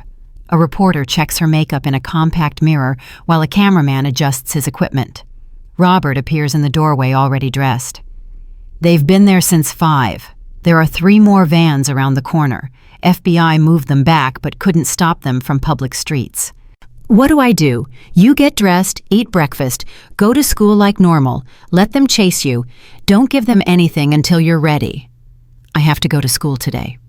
"Especially today. You show them that a federal investigation doesn't stop your life, that you're just a kid who did the right thing."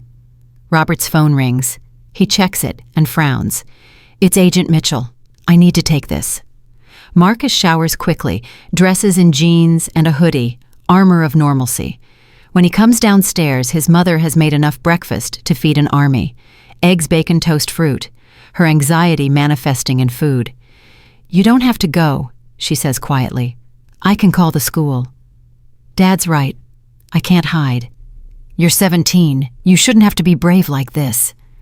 Robert returns his expression grim. "We have a problem."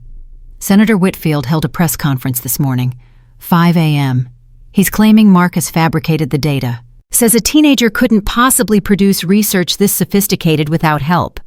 He's suggesting I manufactured evidence to damage a political opponent. Marcus feels cold. Can he say that it's a lie? He can say whatever he wants. First Amendment protects even defamatory speech if he phrases it as opinion. Robert sits down heavily. His attorneys are filing a motion to suppress your data as evidence, claiming chain of custody issues, questionable methodology, potential tampering. But I documented everything. Every data point is time-stamped, GPS tagged. I know, and it won't work, but it will slow things down, create doubt. That's Whitfield's strategy. He can't prove the data is false, so he attacks your credibility instead. Angela slams a pan down. "So, a United States senator gets to call our son a liar on national television. We'll respond, issue a statement from justice. But Marcus," Robert meets his son's eyes. "And this is going to get uglier before it gets better. They're going to dig into your life, your grades, your friends, every mistake you've ever made. They'll interview your classmates, your teachers, looking for anything to discredit you." "I haven't done anything wrong." "Doesn't matter. They'll find something, or manufacture something. That's how this works." Robert's voice softens. "Son, I need to ask you something. Is there anything in your past, anything at all that could be used against you? A fight at school, shoplifting, cheating on a test. Now is the time to tell me." Marcus thinks back through 17 years. "I got detention once in 9th grade for being late to class 3 times. That's it." "Good. That's good." Robert relaxes slightly. "They're going to come at you hard, but if you've got nothing to hide, their attacks will fall flat." Marcus's phone buzzes. A text from his friend Deshaun. "Bro, you're on CNN right now. They're calling you a hero." Then another from Jasmine. "My dad says you're making it up for attention. Tell me he's wrong." And another from Coach Martinez. "Proud of you, Marcus. Don't let them break you." The doorbell rings. Everyone freezes. Robert checks his phone. "It's Dr. Williams and Laura Chen. They came to walk you to school." Angela opens the door. Dr. Williams enters with Laura right behind her. Both women look like they haven't slept. "We thought Marcus might want friendly faces for the walk," Dr. Williams says. "Media's swarming the school too." "I can drive him," Angela starts. They'll follow the car, create a scene in the parking lot. Laura's voice is gentle but firm. Better to walk. Show them he's not intimidated. We'll run interference. Marcus grabs his backpack. His rebuilt monitoring equipment sits on the kitchen table ready for today's science class presentation. He almost laughs. Yesterday he was taking down a federal judge. Today he's got a presentation on air quality monitoring for AP Environmental Science. They step outside.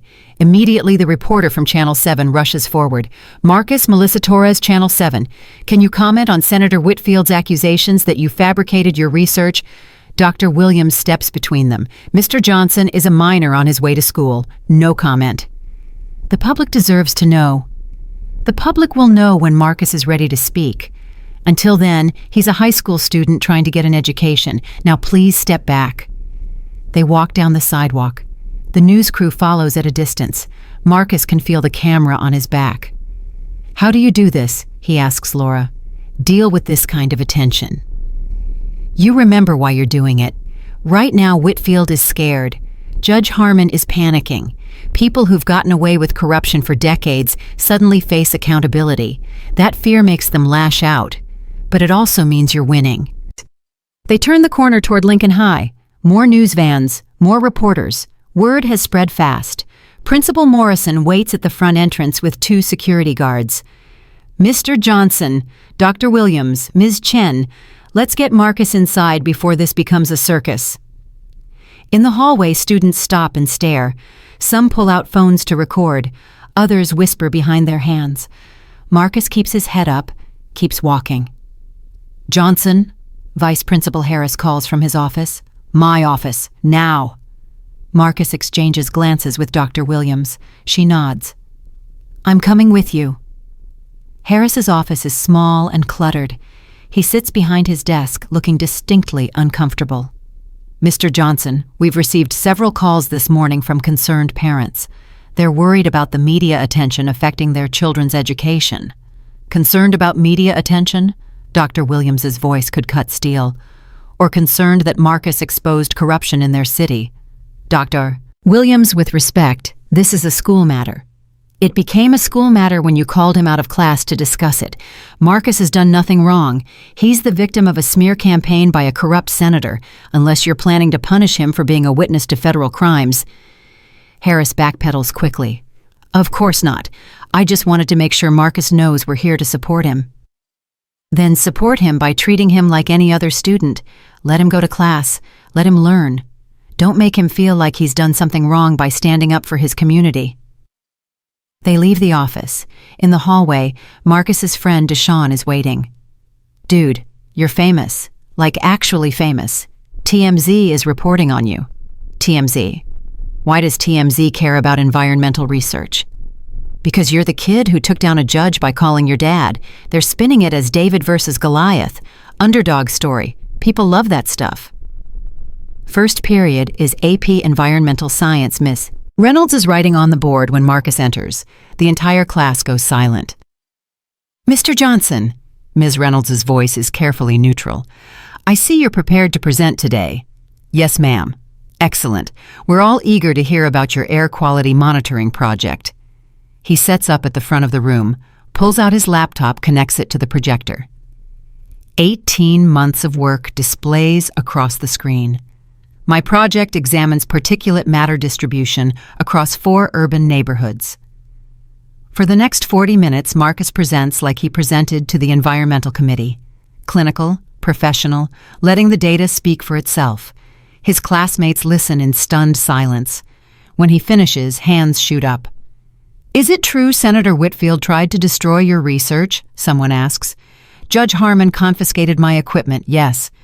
And your dad is really the Attorney General, yes. Are you scared? Like these are powerful people. Marcus considers the question.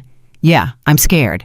But I'm more scared of what happens if people like Senator Whitfield keep getting away with poisoning communities for profit. Sometimes being scared isn't a good enough reason to stay silent. Ms. Reynolds clears her throat. Thank you, Marcus. That was exceptional work. A+, possibly the most impactful high school research project I've seen in 20 years of teaching. At lunch, Marcus sits with Deshawn and Jasmine in their usual spot. trying to maintain normalcy while half the cafeteria stares at him. "So, what's he like?" Jasmine asks. "Your dad, the Attorney General. He's just my dad. Makes terrible jokes, burns pancakes, gets emotional at Pixar movies. But he's also the most powerful prosecutor in the country." "Yeah, that too." Marcus picks at his food. "Jazz, your dad thinks I made this up." Jasmine looks uncomfortable. "He works in real estate development, says Whitfield is a job creator, says environmental regulations hurt economic growth. And what do you think?" "I think my little brother has asthma. I think you documented why. I think that matters more than property values." She meets his eyes. "But my dad is furious I'm still friends with you. Said you're making our neighborhood look bad." "Your neighborhood is Willow Ridge, one of the clean air zones." "Exactly. Dad doesn't want people asking why his air is clean while Riverside kids can't breathe." Jasmine's voice drops. "He got a call last night from Senator Whitfield's office. They wanted to know if our family would speak to reporters, say nice things about the senator, negative things about you." Marcus's stomach turns. "What did he say?" "He's thinking about it. Mom talked him down for now. But Marcus, you need to know. They're going after everyone connected to you, looking for cracks." His phone buzzes. Text from Agent Mitchell. "Don't respond to any media inquiries. Whitfield's team is baiting you. They want you to say something they can use against you." Then another from his father. "Judge Harmon just gave his first interview. FBI safe house. He's confirming everything. Calls with Whitfield, pressure to dismiss cases, financial incentives. It's all on record now." Marcus shows Deshawn the message. "Bro, you really did it. You actually took them down." "It's not over. Whitfield is fighting back hard." "Let him fight. He's already lost. He just doesn't know it yet." Marcus wants to believe that. But Jasmine's revelation about her father troubles him. How many other families is Whitfield pressuring? How many people will choose money and connections over truth? After lunch, Marcus is called to the main office. His mother is there, face pale. "What's wrong?" "Someone leaked your school records to the media, your grades, your attendance, your disciplinary record, everything." Marcus's heart sinks. "How is that legal?" "It's not. It's a FERPA violation. The school is launching an investigation, but the damage is done. Your information is on the internet now." Principal Morrison looks genuinely apologetic. "Marcus, I'm so sorry. We're taking this very seriously. FBI is involved, but someone with access to our system sent your files to multiple news outlets this morning." "Let me guess. Outlets friendly to Senator Whitfield." Morrison nods grimly. Laura Chan arrives 20 minutes later, fury radiating from her like heat. "This is witness intimidation. They're trying to scare Marcus into silence by violating his privacy." "Can we sue?" Angela asks. "Absolutely, but that takes time. Right now, we need damage control." Laura turns to Marcus. "Is there anything in those records that concerns you? Anything Whitfield can twist?" "My grades are good. Perfect attendance except for excused absences. The only discipline is 3 tardies in 9th grade." "They'll spin that. Chronic rule breaker shows pattern of disrespect for authority. It's garbage, but they'll try." Marcus's phone explodes with notifications. News articles analyzing his academic record. Opinion pieces questioning whether a teenager could really produce sophisticated research. Social media posts calling him everything from hero to fraud. One tweet from a verified account. Marcus Johnson's research raises more questions than answers. Who really designed his monitoring system? Follow the money. #Whitfield 2024. Another. A 17-year-old doesn't accidentally stumble onto evidence against a sitting senator. This is a coordinated political hit job using a child as cover. #release the raw data. And another. Marcus Johnson is a hero. He documented environmental racism, and corrupt politicians are trying to destroy him for it. We see you. We support you. #stand with Marcus. The narrative is fracturing in real time. Half the internet calling him courageous. The other half calling him a puppet of his father's political agenda. Robert calls during 5th period. Ms. Chen pulls Marcus out of class to take it. I'm scheduling a press conference for tomorrow. You don't have to attend, but I'm going on record about your research. Independent scientists have verified your methodology.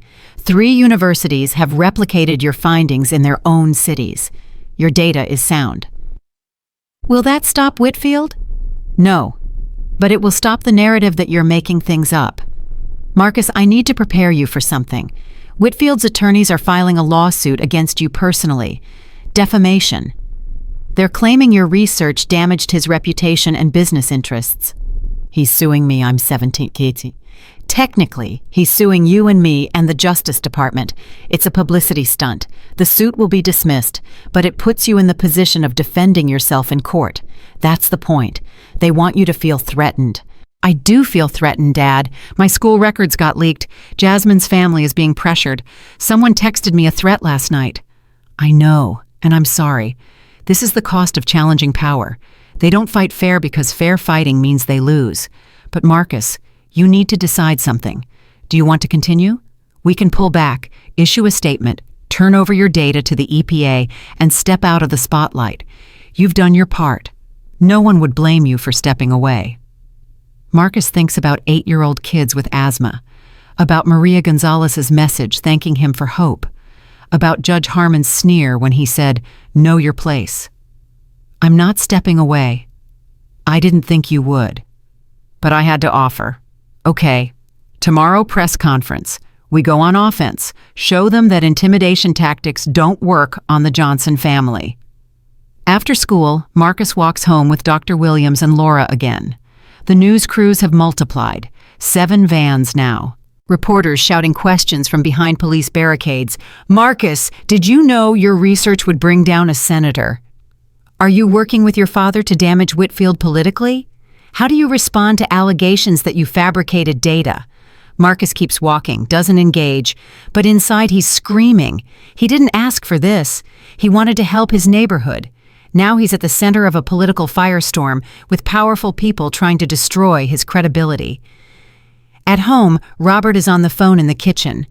Marcus can hear his father's voice through the door, clipped, professional, angry. I don't care if he's a sitting senator. He threatened my son. Yes, I'm taking it personally. No, this isn't about politics. This is about a corrupt official using his platform to intimidate a minor. Tell him his lawyers can call my lawyers. This conversation is over. Robert emerges, sees Marcus, and his expression softens instantly. How was school? Weird. Everyone either treats me like a celebrity or avoids me completely. That'll pass. Once the novelty wears off, you'll be just another student again. Will I, though? Or am I always going to be that kid who took down a senator? Robert sits beside his son. I won't lie to you. This changes things. You'll be recognized. Your name will be in history books. Years from now, law students will study your case. Environmental scientists will reference your research. That's the reality. I just wanted to help my neighborhood. And you did, but you also did something bigger. You proved that one person with courage and evidence can challenge corruption and win. That's powerful, Marcus. That's threatening to people who benefit from the system staying broken. That's why they're fighting so hard. Angela joins them carrying a stack of mail. These came today, 57 letters, all addressed to Marcus. Marcus opens the first one, handwritten note from an elderly woman in Lincoln Heights. Thank you for fighting for us. My grandchildren can play outside now without coughing. God bless you. The second letter. A child's drawing of a house with clean air and happy stick figures. Thank you for helping my mommy breathe. Love, Sophia, age 7.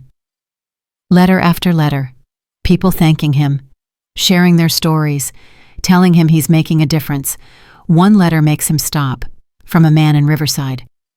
My son died last year. Asthma attack. He was 9. The doctor said the air quality in our neighborhood was a contributing factor. I wish you had done your research sooner, but I'm grateful you're doing it now. No other parent should lose a child because rich people want to protect their property values. Thank you for having the courage I didn't have. Marcus's hands shake. He sets the letter down carefully. 9 years old, he whispers. He died because no one would enforce clean air standards. Angela wraps her arms around her son. Baby, you can't carry that. You didn't cause it. But I could have prevented it if I'd started my research earlier. If I'd been faster, smarter. Stop. Robert's voice is firm. You were 15 when you started this project. A child yourself. You couldn't have known. You couldn't have moved faster. What you did was extraordinary. You can't blame yourself for what you couldn't prevent. But Marcus does blame himself. That 9-year-old boy. How many others died while he was collecting data? While Judge Harmon was dismissing cases? While Senator Whitfield was buying cheap property? His phone rings. Unknown number. He almost doesn't answer. Hello. Mr. Johnson. This is Catherine Whitfield, the senator's wife. Marcus's blood goes cold. He puts the phone on speaker so his parents can hear. Yes, ma'am. I wanted to apologize for my husband's behavior. The things he said about you are unconscionable. Her voice trembles slightly. I've known about his business dealings for years, the property schemes, the payoffs to Judge Harmon. I stayed silent because I was afraid, but watching him attack a child to protect his crimes, I can't be silent anymore.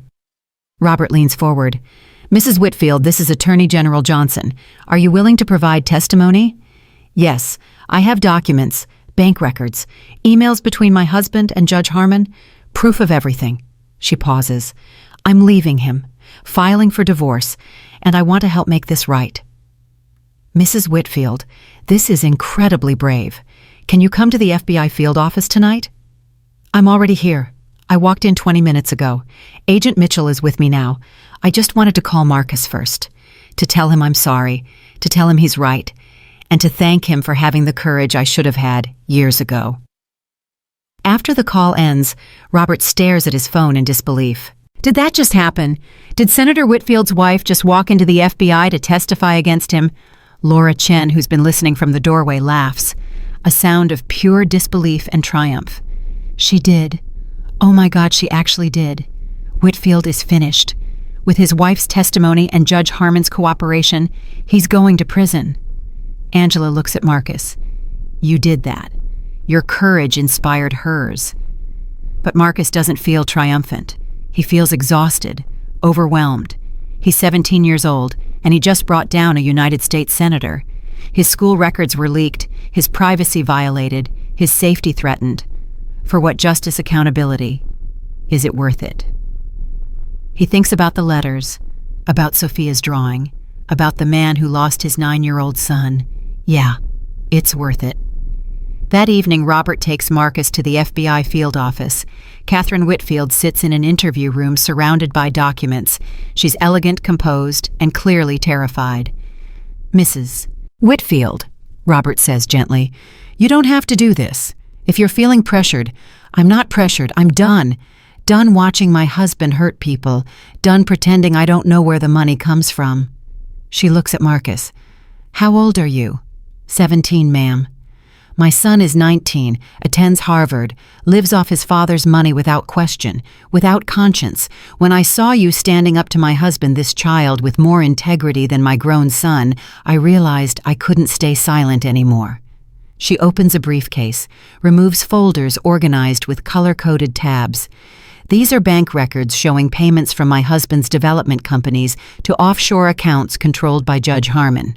These are emails discussing which environmental cases needed to be dismissed to protect property values. These are property deeds showing my husband bought contaminated land for pennies on the dollar, then lobbied to delay cleanup while waiting for property values to rise. Agent Mitchell documents everything. Hours of testimony, boxes of evidence. Catherine Whitfield dismantling her husband's empire one document at a time. At midnight they finish. Marcus is so tired he can barely stand. Mrs. Whitfield, he says before leaving, thank you for telling the truth. Thank you for making me brave enough to tell it. She touches his arm gently. You're going to face more attacks. My husband won't go quietly. But you need to know something. You're on the right side of history. That matters more than anything they say about you. The drive home is silent. Marcus stares out the window at the city passing by. Somewhere out there, Senator Whitfield is learning his wife just destroyed him. Judge Harmon is in protective custody cooperating with prosecutors, and Marcus is just trying to make it to graduation without his life completely imploding. His phone buzzes. Text from Deshawn. Bro, Twitter is going insane. Stand with Marcus is trending #1 worldwide. You're literally famous. Another text from Jasmine. My dad saw the news about Mrs. Whitfield. He's not talking to Whitfield's people anymore. Said he doesn't want any part of it. We're good. And one from an unknown number. You think you won, this isn't over. We know where you live. We know your schedule. Back off or face consequences. Marcus shows his father the threat. Robert's jaw tightens. Forward it to Agent Mitchell. We're doubling your security. Dad, I'm scared. I know. Being brave doesn't mean not being scared. It means being scared and doing it anyway. And son, you're the bravest person I know. At home, Marcus falls into bed fully clothed. His phone continues buzzing with notifications, but he ignores them. He's too tired to care about Twitter trends or news articles or threats from anonymous cowards. He thinks about tomorrow's press conference, about facing cameras and questions and the weight of public scrutiny. He thinks about the 9-year-old boy who died from asthma, about Sophia's drawing, about Catherine Whitfield's courage. And he thinks about Judge Harmon's question, where is your father? Turns out Marcus's father was exactly where he needed to be. But more importantly, Marcus learned he could stand on his own, could face down corrupt power, could demand justice and refuse to back down. That's the real lesson, not that his father is the Attorney General, but that Marcus Johnson, 17 years old from Riverside, son of teachers and public servants, has the right to demand accountability from anyone. Judge or senator. Doesn't matter. Justice doesn't care about titles. His last thought before sleep. Tomorrow he faces the press. Tomorrow he tells his story. Tomorrow the world hears the truth in his own words. Tonight he rests. Because tomorrow is going to be intense. Marcus wakes to the sound of helicopters, news choppers circling overhead like vultures. 5:23 a.m. The press conference isn't until 10, but the media circus has already begun.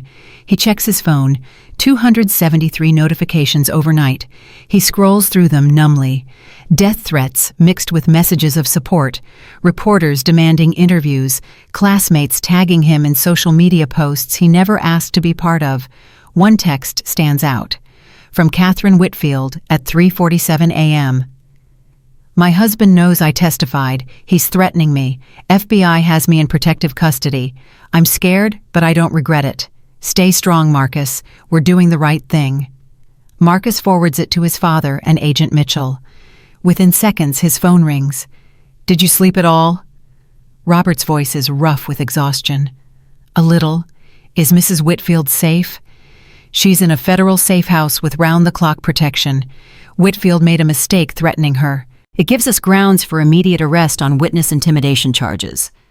Robert pauses. Marcus, I need to tell you something. The press conference this morning, it's bigger than I expected. Every major network is covering it live.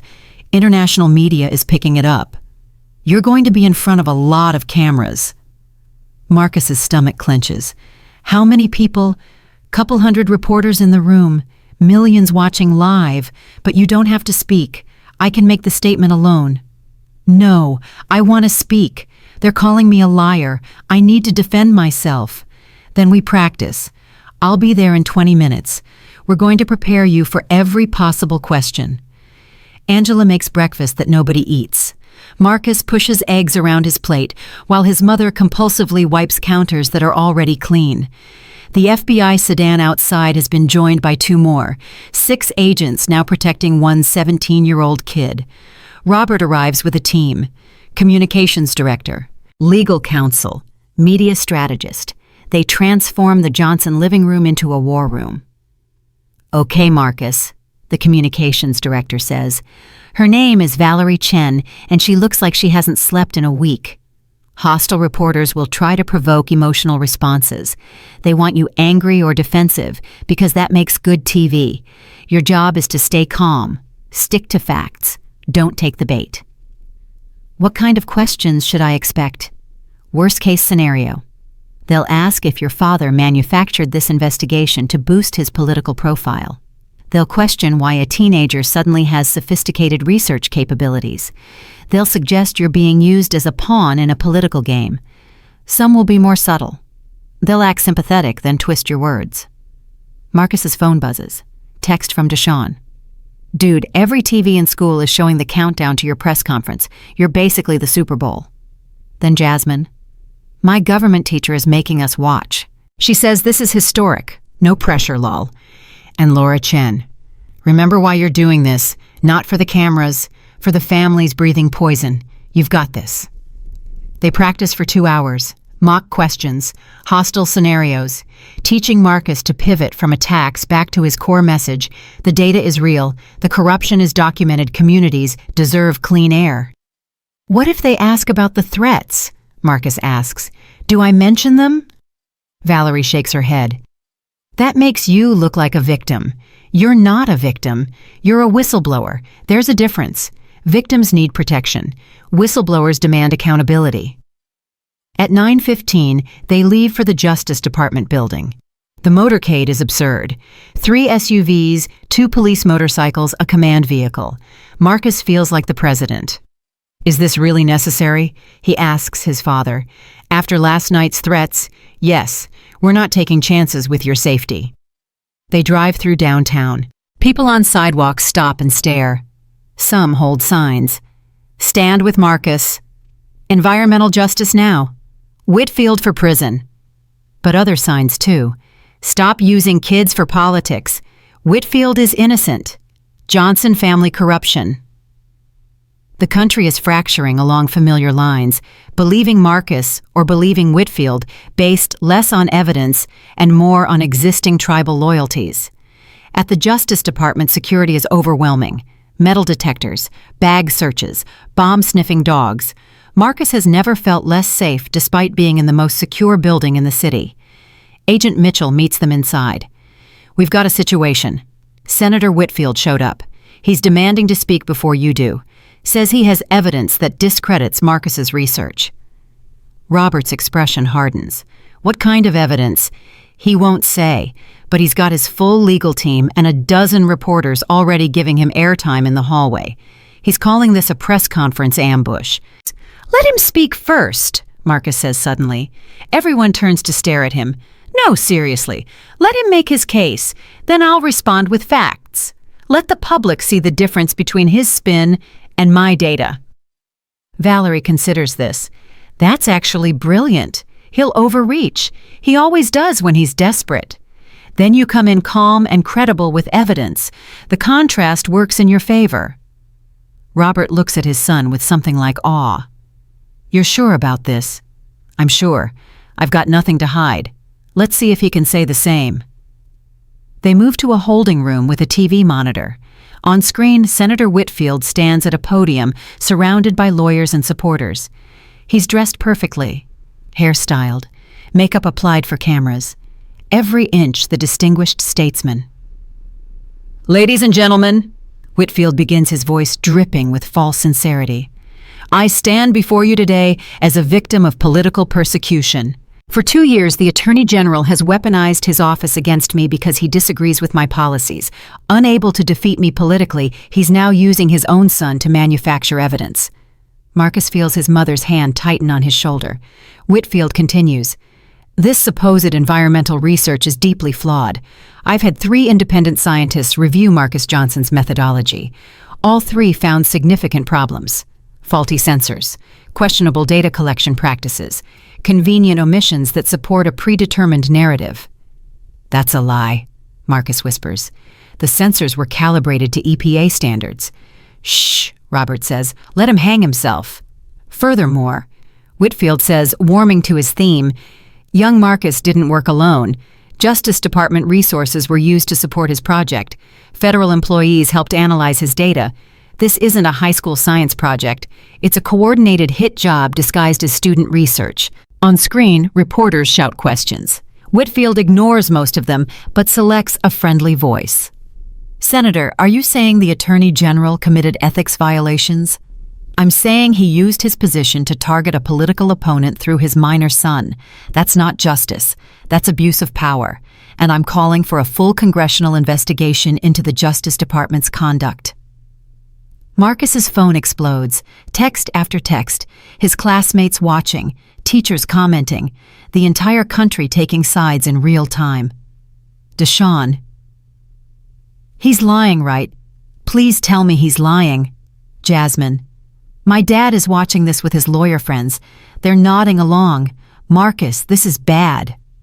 Ms. Reynolds. I reviewed your methodology personally. It's sound. Don't let him shake you. Whitfield keeps talking. I've also learned that Marcus Johnson has a history of disciplinary problems at school, multiple infractions, a pattern of disrespecting authority figures. Is this really the credible witness the Justice Department wants to build a case on? 3 tardies in 9th grade, Marcus says through gritted teeth. That's his smoking gun, 3 tardies. Angela looks ready to march out there herself. He's destroying your reputation on national television. Let him, Robert says calmly, because in 10 minutes, Marcus is going to destroy his. Whitfield wraps up with a flourish. I'm innocent of these charges. My businesses operate legally and ethically. Judge Harmon's testimony is coerced. My wife's statements are the result of a contentious divorce, and Marcus Johnson is a well-meaning but misguided teenager being manipulated by his father's ambitions. Thank you. The feed cuts back to news anchors analyzing the statement. The consensus seems split, some calling Whitfield's defense compelling, others noting he provided no actual evidence to counter Marcus's data. Okay, Valerie says. That was better for us than I expected. He made claims but backed them with nothing. Now you go out there with facts and bury him. Ready. Marcus nods. His hands are shaking, but his mind is clear. He knows his research. He knows the truth. Time to make sure everyone else knows it too. They walk through corridors toward the press room. Marcus can hear the crowd before he sees it. Hundreds of voices. Camera shutters clicking like insects. The ambient hum of history being made. Robert stops outside the door. Kneels so he's eye level with his son. You don't have to be perfect. You just have to be honest. Tell them what you found. Tell them why it matters. And Marcus, I'm proud of you no matter what happens in that room. They enter together. The noise is overwhelming. Camera flashes create artificial lightning, reporters shouting questions before anyone reaches the podium. Marcus has never felt more exposed in his life. Robert speaks first. Thank you for being here. I'm going to make a brief statement, then Marcus will speak, then we'll take questions. He outlines the case methodically. Judge Harmon's cooperation, Catherine Whitfield's testimony, the documentary evidence of corruption, 3 minutes of devastating facts delivered with prosecutorial precision. And now, Robert says, I'd like to introduce the person whose courage and integrity made this investigation possible. My son, Marcus Johnson. Marcus steps to the microphone, adjusts it down to his height, looks out at a sea of faces and cameras and judgment. My name is Marcus Johnson. I'm 17 years old. I live in Riverside. 18 months ago, I started an environmental science project because kids in my neighborhood kept getting sick. His voice is steady, stronger than he expected. I didn't set out to expose corruption. I wanted to understand why my community had the highest childhood asthma rates in the city. So I built air quality monitors, placed them in 4 neighborhoods, collected data for 18 months, 4,000 measurements, everyone documented, time-stamped, GPS tagged. He pulls up his first slide. The pollution map, red zones bleeding across the screen. This is what I found. Riverside and Lincoln Heights low-income minority communities have particulate matter levels 3 times higher than Parkview and Willow Ridge affluent white communities. Both sets of neighborhoods have similar industrial activity nearby. The difference isn't geography, it's enforcement. Next slide. Violation reports and enforcement actions. EPA violation reports were filed equally across all 4 neighborhoods. But enforcement actions were concentrated in the wealthy areas. Poor neighborhoods got ignored, rich neighborhoods got protection. That's not a theory, that's data. He sees reporters typing furiously, cameras zooming in on his slides. Senator Whitfield says my research is flawed. He's welcome to show his work. My full methodology is publicly available. My raw data is archived at 3 universities. Independent scientists have replicated my findings. The EPA has verified my measurements. This isn't opinion, it's fact. Next slide. Property ownership maps. This is what I didn't know when I started. Every red zone on my pollution map corresponds to property owned by Whitfield Development Corporation. He bought contaminated land cheap, then used his relationship with Judge Harmon to ensure environmental violations went unenforced. Property stayed cheap. He kept buying. Communities kept suffering. A reporter shouts a question. Valerie shakes her head. Not yet. Senator Whitfield says I have a history of disrespecting authority. He's right. I do. When authority figures abuse their power, I believe in speaking up. I believe in demanding accountability. My history of disrespect includes 3 tardies in 9th grade and 1 science project that exposed systematic corruption. I'll own that. Scattered laughter from the press corps. Marcus feels his confidence growing. He says my father manufactured this investigation. But my father didn't build my monitors, didn't collect my data, didn't analyze my findings. I did that. Me, a 17-year-old kid from a neighborhood the city forgot. I did it because I saw injustice and refused to accept it as normal. His voice rises slightly, not shouting, but passionate, urgent. A 9-year-old boy died in Riverside last year. Asthma attack. Environmental factors contributed. He died because people like Senator Whitfield prioritized profit over human life. Because Judge Harmon dismissed cases that might have forced cleanup. Because the system failed to protect people who couldn't afford lawyers or political connections. He pauses, lets that sink in. So yeah, my research is personal. It's about my neighborhood, my community, kids I go to school with who can't run track because their lungs don't work right, families forced to choose between staying in homes they can afford or moving somewhere with clean air. That's what this case is really about, not politics, justice. The room is silent now, every reporter hanging on his words. Senator Whitfield can attack my credibility. He can claim persecution. He can spend millions on lawyers and PR, but he can't change the data. He can't undo Judge Harmon's testimony. He can't silence his own wife, who decided truth matters more than protecting his empire. Marcus looks directly into the cameras. I'm not a political pawn. I'm not a manufactured witness. I'm a kid who did a science project and accidentally proved that the system is rigged.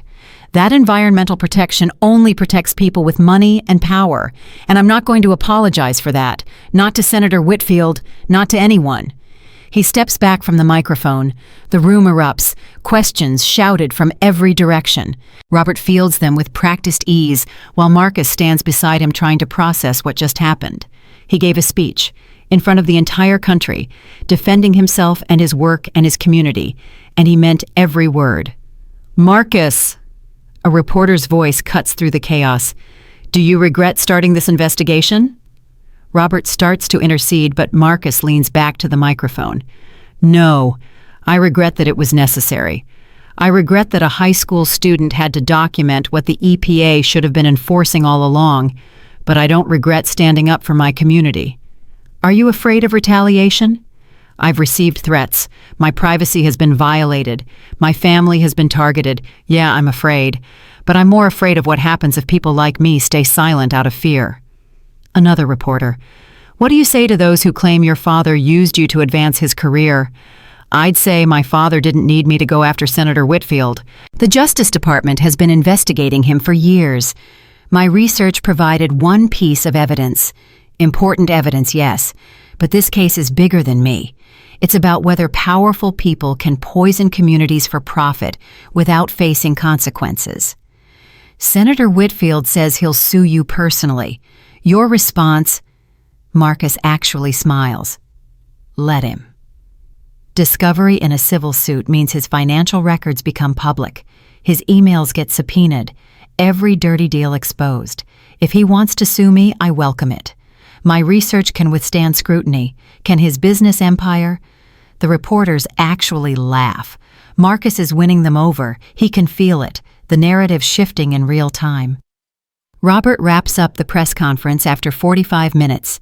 As they exit, a reporter from a conservative network calls out one last question. Marcus, your critics say you're too young to understand the complexity of real estate development and environmental policy. What do you say to that? Marcus stops, turns back. I say I'm old enough to read EPA reports, old enough to build scientific instruments, old enough to analyze statistical data. And apparently I'm old enough to expose corruption that adults chose to ignore for decades. If that makes me too young, maybe the problem isn't my age. Maybe the problem is that adults failed to do their jobs. He walks out to thunderous silence, the kind of silence that comes from people realizing they just witnessed something significant. In the hallway, Agent Mitchell is grinning. That was the most devastating press conference I've seen in 15 years at the Bureau. You destroyed him. Did I do okay? Marcus asks his father. Okay, son. You just gave a masterclass in defending truth under pressure. Law schools are going to show that recording for decades. Valerie is already checking her phone. Social media is exploding. Stand with Marcus is trending in 47 countries. Senator Whitfield's favorability ratings just dropped 12 points in real-time polling. Marcus, you didn't just defend yourself. You changed the narrative. They return to the holding room.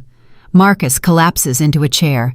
The adrenaline is wearing off, and exhaustion crashes over him like a wave. His phone is vibrating continuously. He ignores it, too overwhelmed to process more input. Then one text gets through. From an unknown number, but unmistakably important. This is Judge William Harmon. I watched your press conference from my safe house. I want you to know something. I've spent 20 years on the bench, heard thousands of cases, watched thousands of people seek justice. You understand something most attorneys never learn. Justice isn't about the law. It's about people. You're going to change the system. I'm sorry I tried to stop you. W.H. Marcus shows his father. Robert reads it twice. Judge Harmon just went from hostile witness to ally. His full cooperation just got even fuller. At noon, they get word. Senator Whitfield has been arrested. Federal marshals took him into custody outside his house. Charges include racketeering, environmental crimes, corruption of public officials, and witness intimidation. Catherine Whitfield released a statement through her attorney. I'm relieved my husband will finally face accountability. I'm proud of Marcus Johnson for having the courage I lacked. I hope my testimony helps bring justice to communities my family harmed. Laura Chen calls. Marcus, you need to see this. Judge Harmon's case files have been released. We're finding evidence of systematic bias beyond environmental cases, civil rights violations, excessive sentences for minority defendants. This is bigger than we thought. Your case just opened the door to reforming the entire judiciary.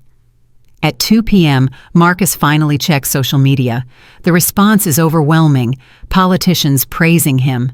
Environmental organizations calling him a hero. Civil rights leaders citing him as an example of youth activism. But also attacks. Coordinated campaigns claiming he's a crisis actor. Conspiracy theories about his father manufacturing evidence. Death threats that make Agent Mitchell assign additional security. Deshaun texts, Bro, you made Tucker Carlson so mad he turned purple on live TV. He called you a puppet of the deep state. You're officially famous. Jasmine, my dad apologized, said he was wrong about you, said he should have listened to his daughter instead of his business associates. We're good. That night, Marcus sits with his parents in their living room. CNN plays on mute, his face on screen, graphics analyzing his press conference, pundits debating his credibility. How does it feel? Angela asks. Being famous, weird, scary. I just wanted to help my neighborhood. And you did, Robert says. But you also did something more important. You proved that one person with courage and evidence can challenge corruption and win. That matters, Marcus. That changes things. Marcus's phone rings. Dr. Williams. Marcus, I'm at the university. The dean wants to meet you. They're creating a new scholarship program, the Marcus Johnson Environmental Justice Scholarship. Full ride to any student who conducts community-based environmental research. They're naming a scholarship after me. They're naming a lot of things after you. A scholarship, a research center. The EPA is creating the Johnson Protocol for community air quality monitoring. Marcus, you're 17, and you've already changed environmental science. After the call, Marcus sits in silence, processing everything. Yesterday he was a high school student trying to survive senior year. Today he's a national figure with scholarships and protocols named after him. Can I go back to normal? He asks quietly. After all this, Robert considers the question carefully. No, I don't think you can. You've changed, Marcus. The world has changed, but that doesn't mean you can't have a good life. It just means your life will be different than you planned. I wanted to study environmental science, go to college, help people. Now I'm famous and I haven't even graduated high school. You're still going to do all those things, Angela says firmly. You're still going to college, still going to study, still going to help people. You'll just do it with more eyes watching. But Marcus, baby, you're strong enough for that. You proved it today. At 9 p.m., Agent Mitchell calls. We've arrested 3 people connected to the threats against Marcus. All 3 have ties to Whitfield's organization. We're pursuing federal charges. Will it stop the threats? Marcus asks. Eventually. Once Whitfield's network realizes he's finished, they'll back off. Self-preservation beats loyalty. Give it a week. That night, Marcus tries to sleep but can't. Too much adrenaline, too many thoughts. He pulls out his laptop, opens a new document, starts writing about what comes next. Not a press statement, not testimony, just thoughts. Processing everything he's learned about justice and courage and the cost of standing up to power. His phone buzzes. Text from Catherine Whitfield. Thank you for inspiring me. My husband's arrest is difficult but necessary. I'm starting a foundation, environmental justice work, helping communities affected by his crimes. Would you consider joining the board? Marcus stares at the message. A week ago, he was collecting air samples in Riverside. Now he's being asked to join foundation boards. He texts back, I'm 17. I don't think I'm qualified. Her response, you're more qualified than anyone. You did what I couldn't. You stood up when it mattered. That's the only qualification that counts. Marcus sets his phone down, looks out his window. The FBI sedan is still there. Will be there for weeks. His life fundamentally changed by a science project that got out of control. Or maybe it didn't get out of control. Maybe it went exactly where it needed to go. He thinks about the 9-year-old boy who died, about Sophia's drawing, about communities breathing poison while politicians protected profits. He thinks about Judge Harmon's sneer, about Senator Whitfield's lies, about the system that enabled them both, and he thinks about his press conference, standing in front of the world, defending truth, refusing to back down. Yeah, Marcus whispers to his empty room. It was worth it. His phone buzzes one last time, text from his father from across the hall. Still awake. Yeah. Me too. Want to talk. Marcus gets up, walks to his parents' room. His father sits on the bed, laptop open, reviewing case files. Can't stop working, Marcus asks. Can't stop thinking about what comes next. Trials, appeals, reform efforts. This case is going to consume years of my life. Sorry I dragged you into it. Robert looks up sharply. You didn't drag me anywhere. I'm honored to be part of this. Marcus, what you did. Most attorneys work their entire careers hoping to make that kind of impact. You did it with a high school science project. I had help. You, Dr. Williams, Laura Chen, Agent Mitchell. We provided support. You provided courage. There's a difference. Robert closes his laptop. Get some sleep. Tomorrow we start the real work. Building the case, preparing for trial, making sure Whitfield and Harmon face real consequences. Marcus returns to his room, lies down, closes his eyes, and finally mercifully sleeps. Tomorrow the real work begins, but tonight he rests as someone who knows he changed the world. Just a little bit. Just enough to matter. 3 weeks pass in a blur of legal proceedings and media appearances. Marcus testifies before a grand jury. Twice.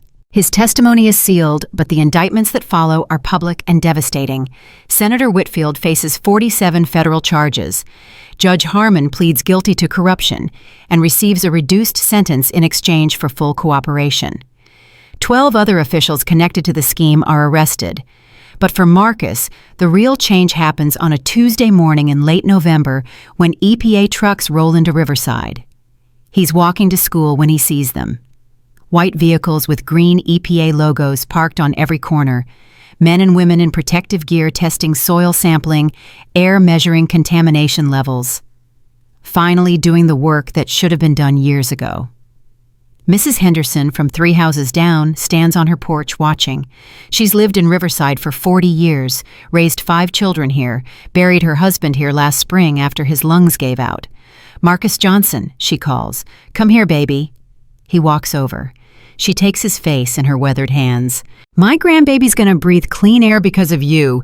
You understand that my grandbaby's gonna grow up healthy." Marcus's throat tightens. "I just did what needed doing, Mrs. Henderson." "No, baby. You did what nobody else had the courage to do.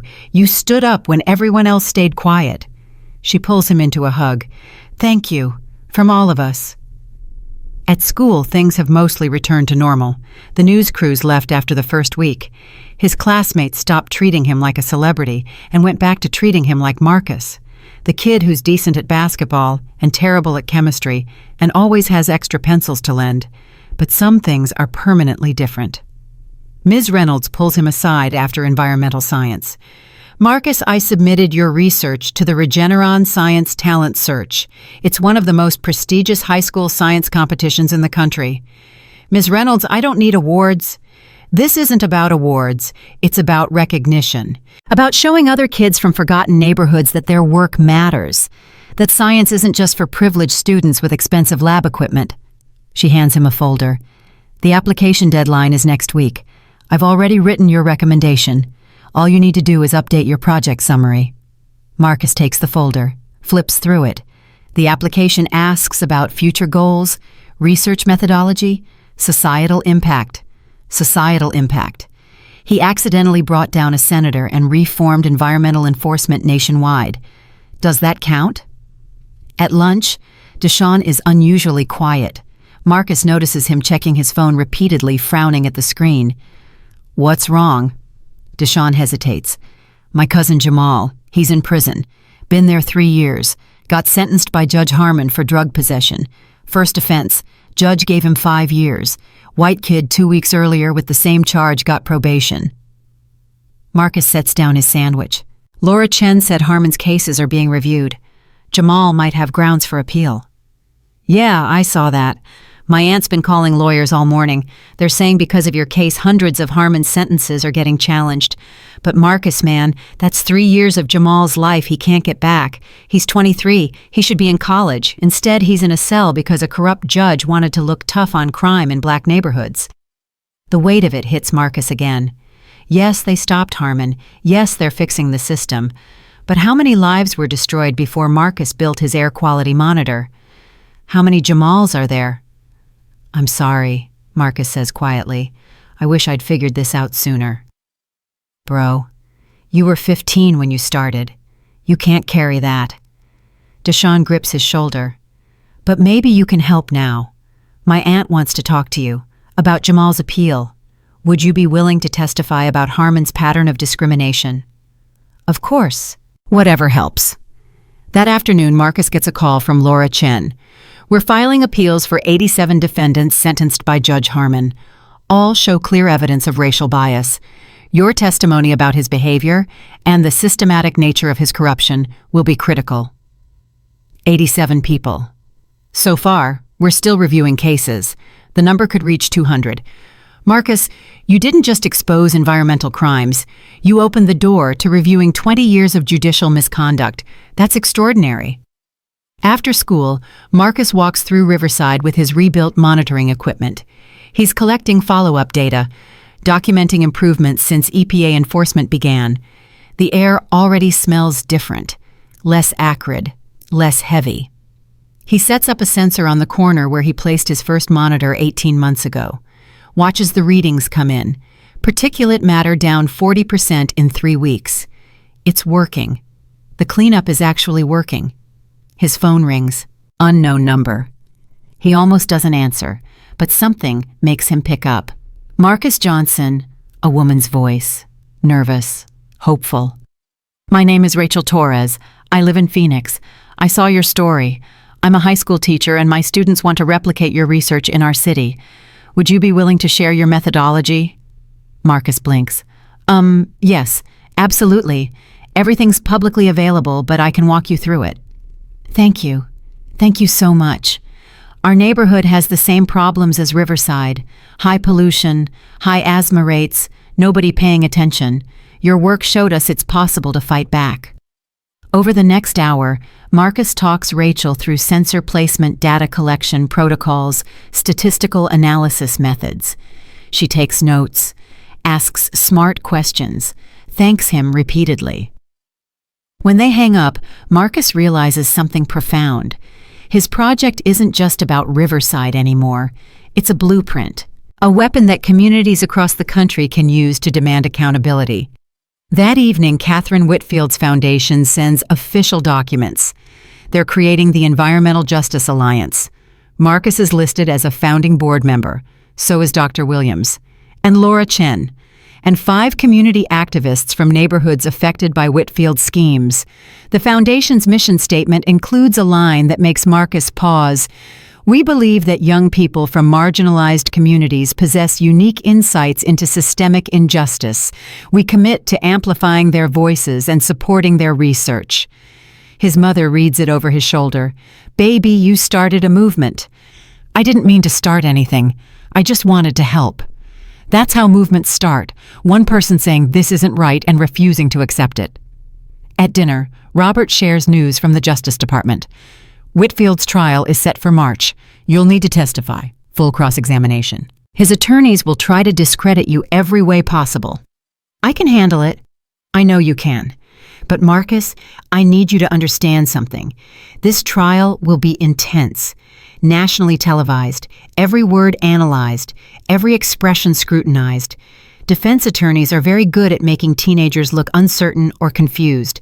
Are you prepared for that?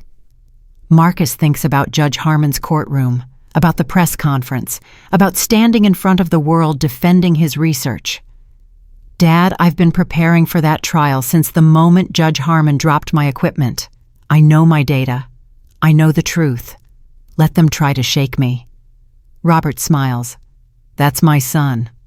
Okay. We'll start trial prep after Thanksgiving. Agent Mitchell will work with you on testimony.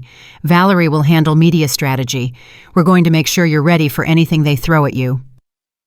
That night, Marcus receives an email from MIT. They're inviting him to visit campus. They want to discuss their environmental engineering program. They're offering a full scholarship, then Stanford, then Berkeley, then Yale, all offering full rides, all citing his research as exceptional. Marcus, Angela calls from downstairs. Harvard just called. They want you to fly out next month. All expenses paid. Marcus sits on his bed surrounded by scholarship offers from schools he never dreamed of attending. A month ago, he was worried about a Fording State University. Now the best schools in the country are competing for him. His phone buzzes. Text from Jasmine. Did you see the news EPA is replicating your study in 50 cities? You literally changed national policy. Then Deshaun, Jamal's lawyer, filed the appeal. They're using your testimony about Harmon. My aunt is crying happy tears. Thank you, bro. And Dr. Williams, the Regeneron competition called. They want to feature your research in their promotional materials. Marcus, you're becoming the face of youth environmental activism. Marcus sets his phone down. Overwhelms doesn't begin to describe what he feels. A month ago, he was anonymous. Now he's the face of a movement he didn't ask to lead. His father knocks and enters. How are you handling all this? I don't know. It's too much, too fast. Robert sits beside him. Want my advice? Take it one day at a time. You don't have to solve everything today. You don't have to accept every invitation. You're still 17. You're still allowed to just be a kid sometimes. But people are counting on me. Rachel in Phoenix, Jamal's family, the Regeneron competition, the foundation. How do I say no? You say no by remembering your limits, by protecting your mental health, by understanding that you can't save everyone, even though you want to. Robert pauses. Marcus, you've already done more than most people accomplish in a lifetime. It's okay to rest. It's okay to focus on school and friends and normal teenage stuff. The movement will continue without you micromanaging every aspect. What if I let people down? You won't, because you'll show up when it matters most, like you did in that courtroom, like you did at that press conference, but you don't have to show up for everything. Learn the difference between essential and optional. It's a lesson that will serve you your entire life. The next morning brings unexpected news. Judge Harmon requests a meeting. Through his attorney, he asks if Marcus would be willing to speak with him, face to face. No lawyers, no recording, just two people who need to talk. Marcus discusses it with his parents and Agent Mitchell. It could be a trick, Angela warns. He could try to manipulate you. Or he could genuinely want to apologize, Laura suggests. His cooperation has been complete so far. This might be part of his rehabilitation. It's your call, Robert says. No pressure either way. Marcus thinks about it for exactly 3 seconds. I'll meet him. I want to hear what he has to say. They arrange it at a federal facility, neutral ground. Agent Mitchell waits outside. Marcus enters a conference room where Judge William Harmon sits in civilian clothes. No robes, no bench, no power. Just a broken man facing the teenager he tried to destroy. Marcus, Harmon's voice is hoarse. Thank you for coming. You said you wanted to talk. I did. I do. Harmon gestures to a chair. Please sit. Marcus sits, but stays guarded, ready to leave at any moment. Harmon struggles to find words. I've been thinking about what to say to you, how to apologize for the unforgivable. I destroyed your equipment, humiliated you, tried to silence evidence of crimes I was committing. There's no excuse for that. None. No, there isn't. I told myself I was just doing my job, just maintaining order in my courtroom. But the truth is, I was protecting my arrangement with Whitfield, protecting my supplemental income, protecting my ego. Harmon's hands shake slightly. I sent innocent people to prison. I let guilty people walk free. I enforced laws based on race and class instead of justice. 20 years of corruption disguised as jurisprudence. Marcus stays silent. Let him talk. Let him confess. When you stood in my courtroom that day, you reminded me of something I'd forgotten. That justice is supposed to be blind, supposed to protect everyone equally. You believed in the system more than I did. A 17-year-old kid believed in justice more than a 20-year judge. That's the real crime I committed. I betrayed not just the law, but the principle behind it. Why are you telling me this? Because you deserve to hear it, and because I need to say it. Harmon meets Marcus's eyes. I can't undo the damage I caused. I can't give Jamal his 3 years back. I can't bring back the 9-year-old who died from environmental neglect. But I can make sure my testimony puts Whitfield away for decades. I can help overturn every unjust sentence I handed down. It's not redemption. It's just the bare minimum I owe. Marcus absorbs this. You hurt a lot of people. I know. You destroyed families, enabled poisoning of communities, protected corruption for profit. I know. And now you want forgiveness. Harmon shakes his head. No, I don't deserve forgiveness. I just wanted you to know that what you did mattered. You held up a mirror and forced me to see what I'd become. That took courage I'll never possess. So thank you for being brave enough to stop me. Marcus stands. I didn't stop you for you, Judge Harmon. I stopped you for Riverside, for Lincoln Heights, for every kid who deserves clean air and equal justice. Your apology doesn't change what you did, but your testimony might help fix the system you broke. So keep cooperating. Keep telling the truth. That's the only apology that matters. He leaves without looking back. Outside, Agent Mitchell waits. How did it go? He apologized. I didn't accept, but I think he understands why. Good. You don't owe him absolution. He owes society accountability. That weekend, Marcus attends a community meeting in Riverside. The EPA presents their initial findings. Contamination levels higher than expected. Cleanup will take 3 years minimum. But the work has begun. Residents ask questions, voice concerns, thank Marcus repeatedly. He deflects the praise. This isn't about him. This is about a community finally getting the protection they deserve. After the meeting, a young girl approaches, maybe 8 years old. She hands him a folded piece of paper. "I drew this for you." Marcus opens it, a crayon drawing of Riverside with clean air, happy people, flowers everywhere.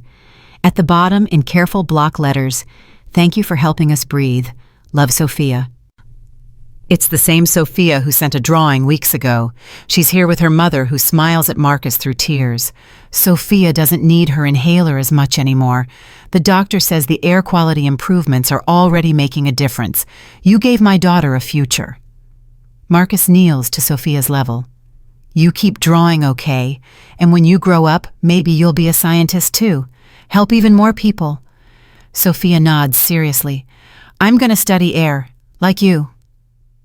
Walking home, Marcus keeps Sophia's drawing, folds it carefully, tucks it in his pocket next to the letter from the man whose son died at 9.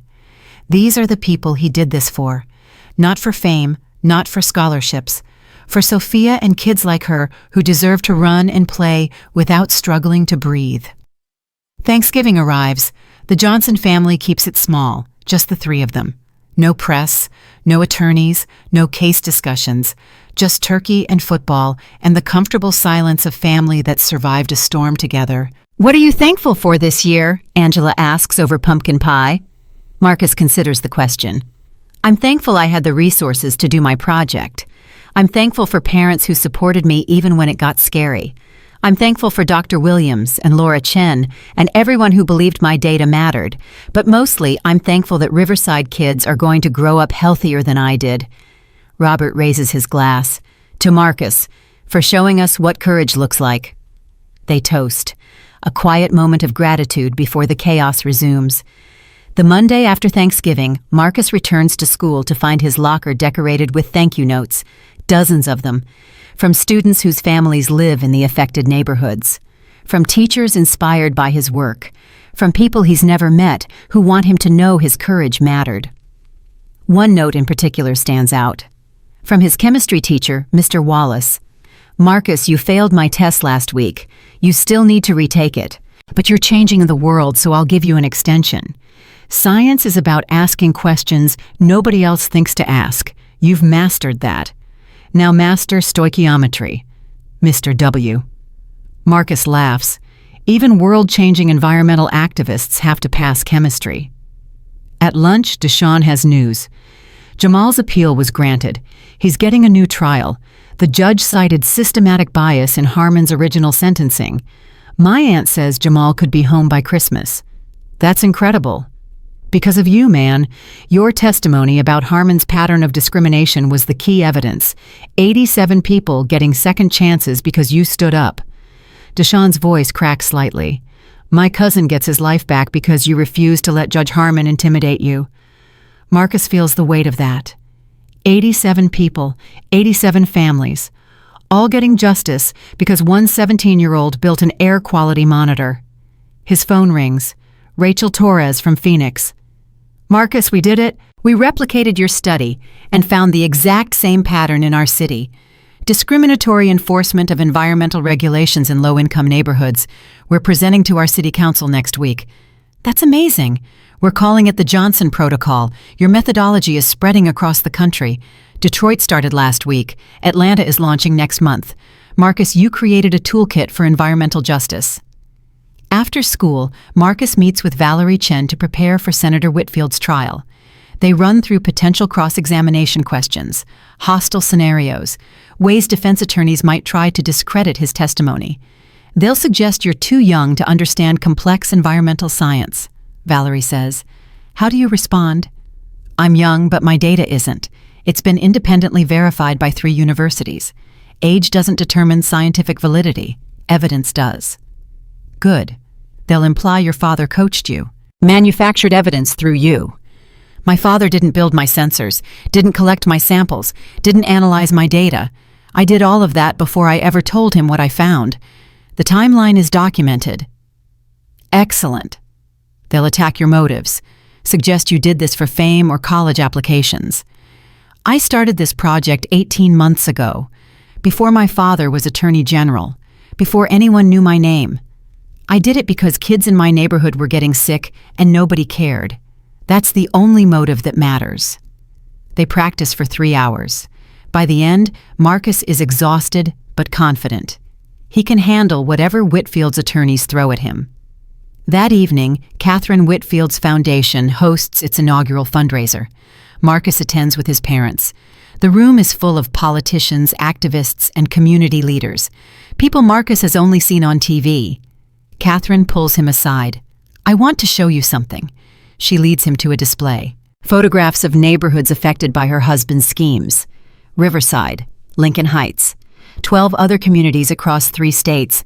Beneath each photo, statistics on health improvements since enforcement began. "This is your legacy, Marcus. Not just exposing my husband, but creating a model for how communities can fight back. Every city implementing the Johnson Protocol is seeing improvements. You didn't just save Riverside. You provided a roadmap for environmental justice nationwide." Marcus studies the photos, sees Sophia's face in every child playing in parks that used to be contaminated, sees Mrs. Henderson in every elderly resident breathing easier. "Mrs. Whitfield, why are you doing this? The foundation, the activism. You could have just divorced him and moved on." "Because I was complicit through silence. I knew what he was doing. I benefited from it.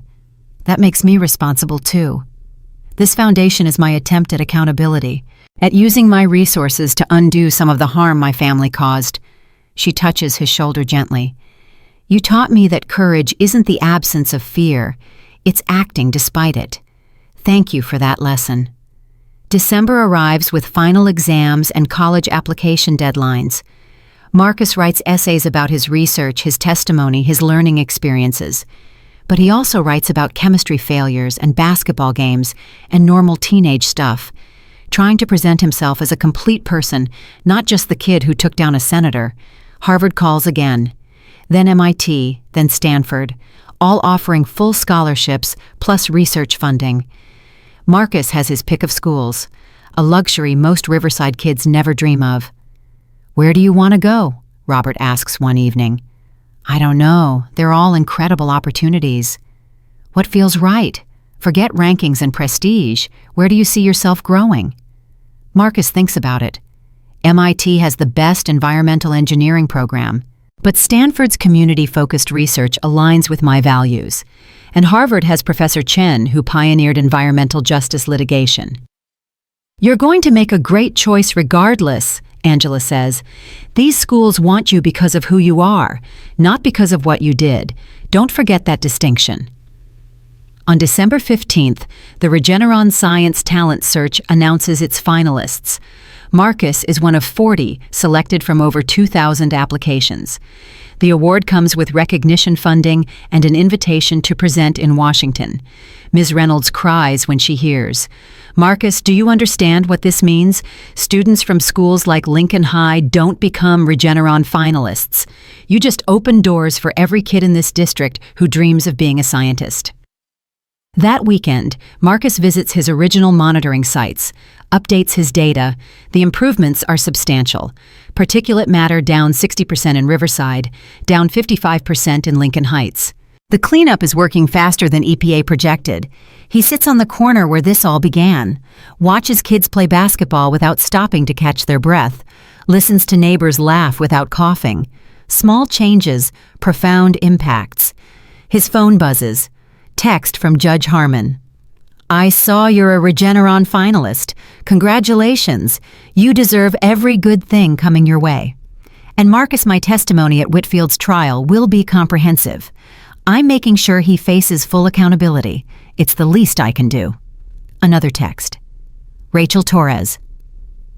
"Phoenix City Council approved our recommendations.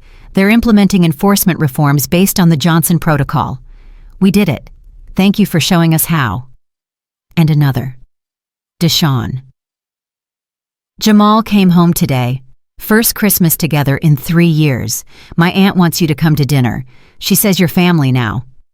Marcus sets his phone down, looks at the neighborhood he fought for, the community that's finally getting justice. He thinks about that morning in Judge Harmon's courtroom, standing there while a federal judge tried to humiliate him. How scared he was, how close he came to backing down. What if he had apologized? What if he'd accepted Harmon's terms? What if he'd let fear silence him? Riverside would still be poisoned. Judge Harmon would still be on the bench. Senator Whitfield would still be buying contaminated land, and kids like Sophia would still struggle to breathe. But Marcus didn't back down, didn't apologize, didn't accept that power gets to decide who deserves justice. He built a monitor, collected data, stood his ground, changed the system. One person, one project, one refusal to accept injustice as normal. That's how change happens. On Christmas Eve, Marcus attends dinner at Deshawn's house. Jamal is there, thinner than in his photos, but smiling, free. "Marcus Johnson," Jamal says, pulling him into a hug. "Man, I don't even know how to thank you." "You don't have to thank me. I just told the truth about Judge Harmon." "You did more than that. You gave me my life back. 3 years in prison for a first offense because Harmon wanted to look tough. Now I'm home. I can finish college. I can have a future because you had the courage to stand up." They eat together, laugh together, celebrate together. A family reunited because a 17-year-old refused to let corruption go unchallenged. Walking home that night, Marcus feels at peace. The trial is coming. More testimony, more scrutiny, more challenges. But he's ready, because he knows who he is. A kid from Riverside who built an air quality monitor, who documented injustice, who stood before federal judges and senators and the entire country and said, "This isn't right." That kid changed the world, not through power or money or connections, through courage and evidence and an absolute refusal to accept that some people deserve protection while others deserve poison. His phone buzzes one last time. Text from his father. "Merry Christmas, son. I'm proud of you every single day, not because you exposed corruption, because you stayed true to yourself even when the whole world was watching. That's real strength." Marcus texts back, "Thanks, Dad, for everything, for believing in me, for backing me up, for teaching me that justice is worth fighting for." He looks up at the Riverside sky, cleaner now, healthier, full of stars that used to be hidden by pollution. Tomorrow he'll wake up to more emails, more interviews, more college decisions and foundation meetings and trial preparations. But tonight, he's just Marcus, a 17-year-old kid from a neighborhood the system forgot, a kid who refused to accept that forgetting is permanent, a kid who changed everything. And that's enough, more than enough. That's everything.